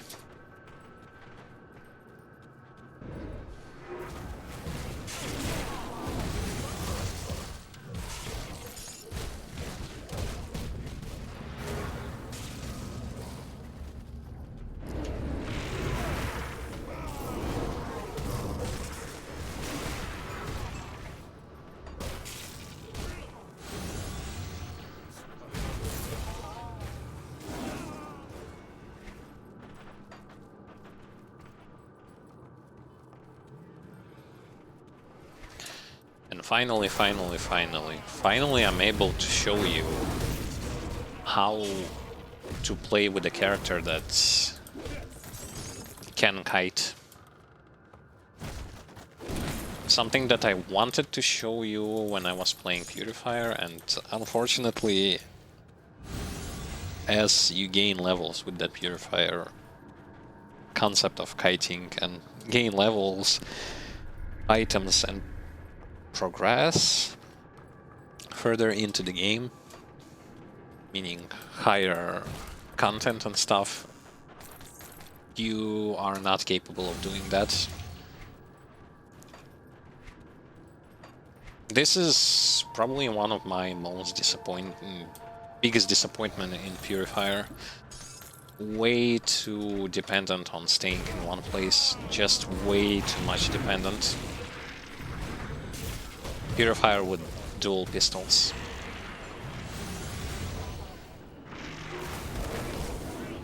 And because of that, way too vulnerable to situations where...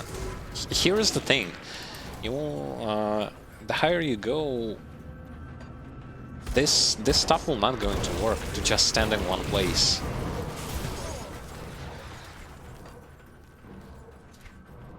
You're not unkillable.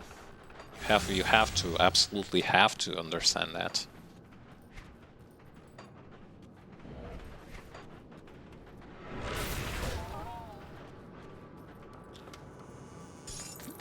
But with this character, I am able to run around. If in case something, I can utilize my pets to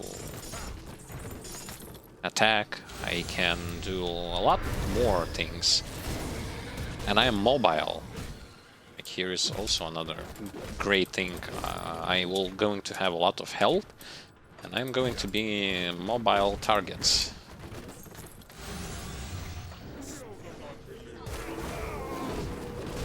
To whom you kinda have to get to somehow.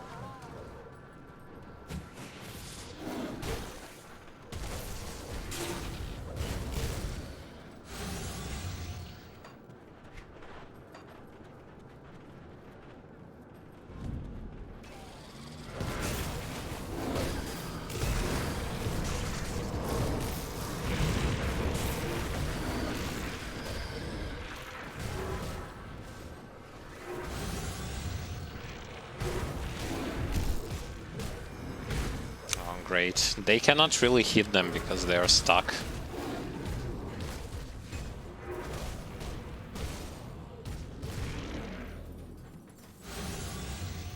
Because they were stuck, they couldn't hit the targets.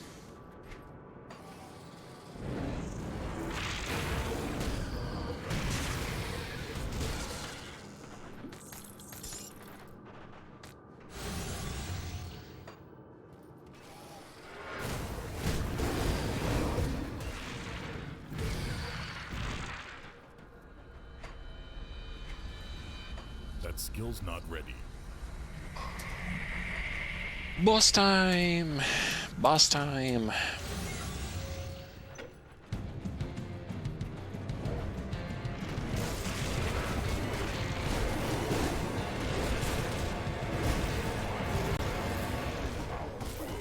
His first phase isn't that great or anything like that. His second phase is much more dangerous.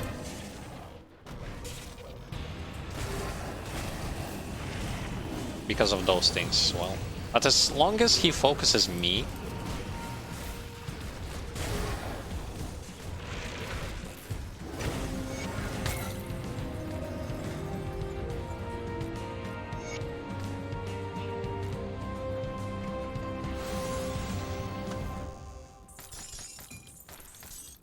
hello to you too. Yeah, about stun resist. Pretty much for that build, you're like getting stun resist. You have to craft items at a specific blacksmith who is going to give you as a bonus for crafting stun resist. That's the only way you're going to get it. Author of the build even said this stuff like to get at least somewhat of that stun resist, you kinda have to craft items for stun resist. Because, yeah, having 0% stun resist is death sentence.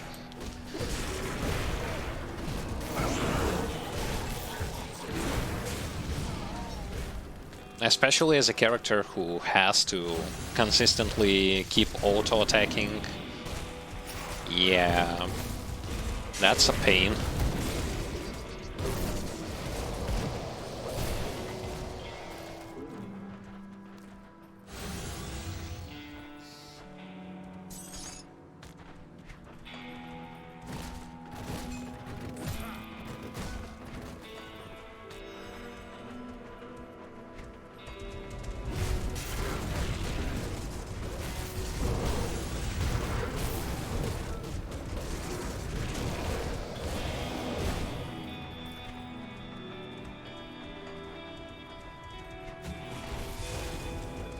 Okay, let us get to the portal, and I think we will going to be finishing our today's stream on that particular note.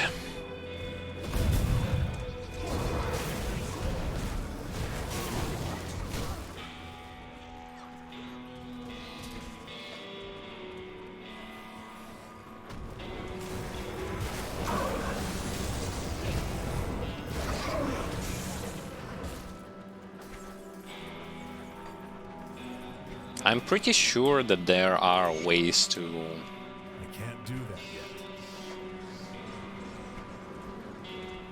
increase the potential of Purifier, but we just kind of have to wait and see what kind of new items they will going to add with the patch that they are going to make. Wait and see. Maybe they will going to add something that is going to be that good so that it would be capable of replacing some of the items currently present. Why do you have such a... I've already informed Creed.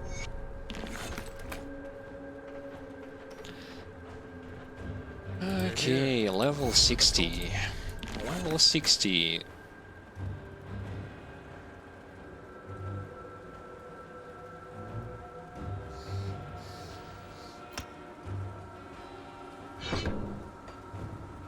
Unfortunately, no. Somewhere around this summer, they most likely will going to release it. I'll give you a good price on what I've got left. It will going to have new items, couple of new locations, new type of monster totem, and some new quests. It will not going to be like a huge expansion, but it will going to contain a whole bunch of items.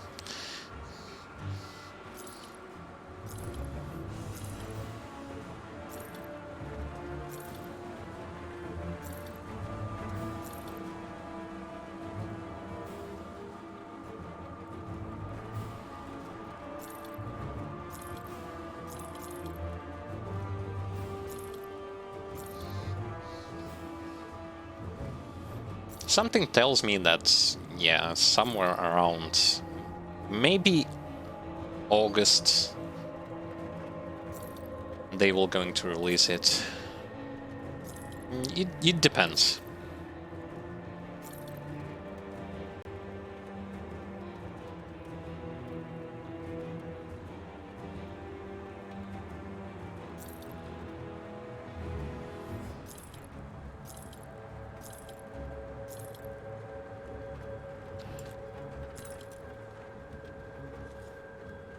Attack speed. Oh, that's item that I wanted to equip anyway.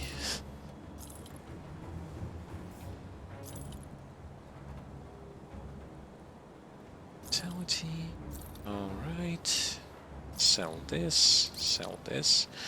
So what I got was a ring that I'm going to be using Got something you need. instead of mine that gives me extra experience. Alright. I'll keep an eye on this.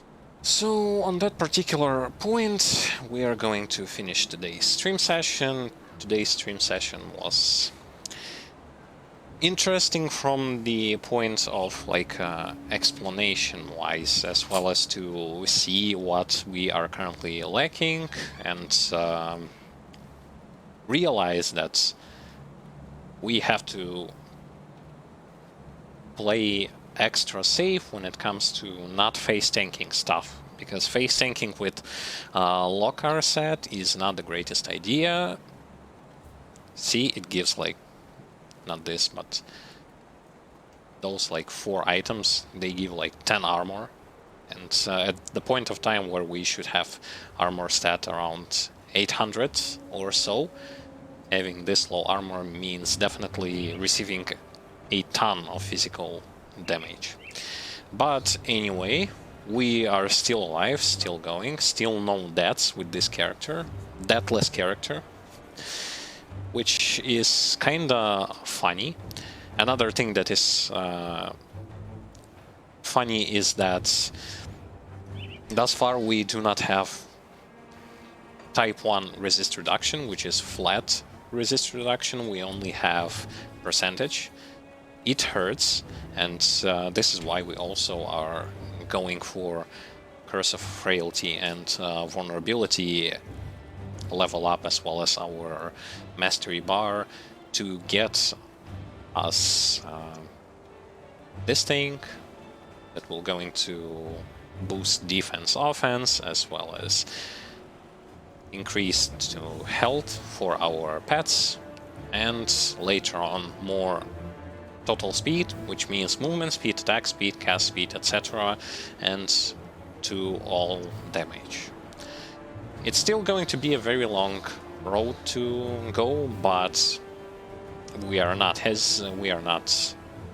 rushing anywhere. We are learning a character with which we never played, because that's my first time playing Summoner, Conjurer. I have played Conjurer, but not the Summoner, and this is the first time for me playing this type of character. Now, generally speaking, a very beginner-friendly class that is also tanky and also quite mobile. I like this thing about it, and I definitely am looking forward to see what will it be capable of doing later on as we progress, as we get gear, as we will going to change our Lokarr set and gonna get items that are also going to boost our pets as well. But that is in the future. For now, we are finished with today's stream session. If you have missed it or previous part of the stream, or you want to see my Grim Dawn dual wield purifier walkthrough, or you want to see some beginner friendly content about monster totems, about bosses' dangerous attacks, how you should avoid them, what to expect from them, if you want to know more about Crucible and some other stuff like more about resistances, components that will give you resistances, what you have to keep in mind when you are reaching certain locations in this game, especially in the first difficulty. For example, the location that we were right now, when we were fighting ethereals, you would need, for example, ether resistant, pierce resistance, armor, fire, as well as poison and acid resistance.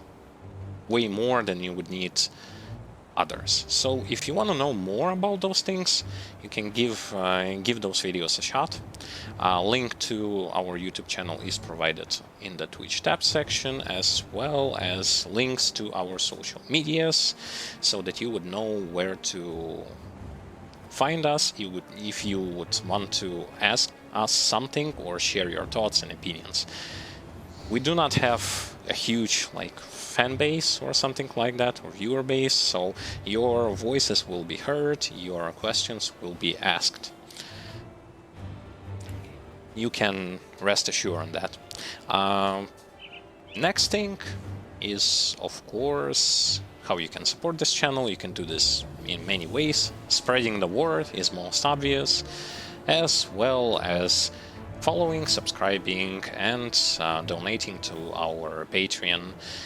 All of those things will going to give you bonuses, as well as they will be as a sort of motivation for us to create more interesting, beginner-friendly, and hopefully some content that it will going to teach you something about the games that you play, and will going to help you better understand how to approach certain mechanics and certain things.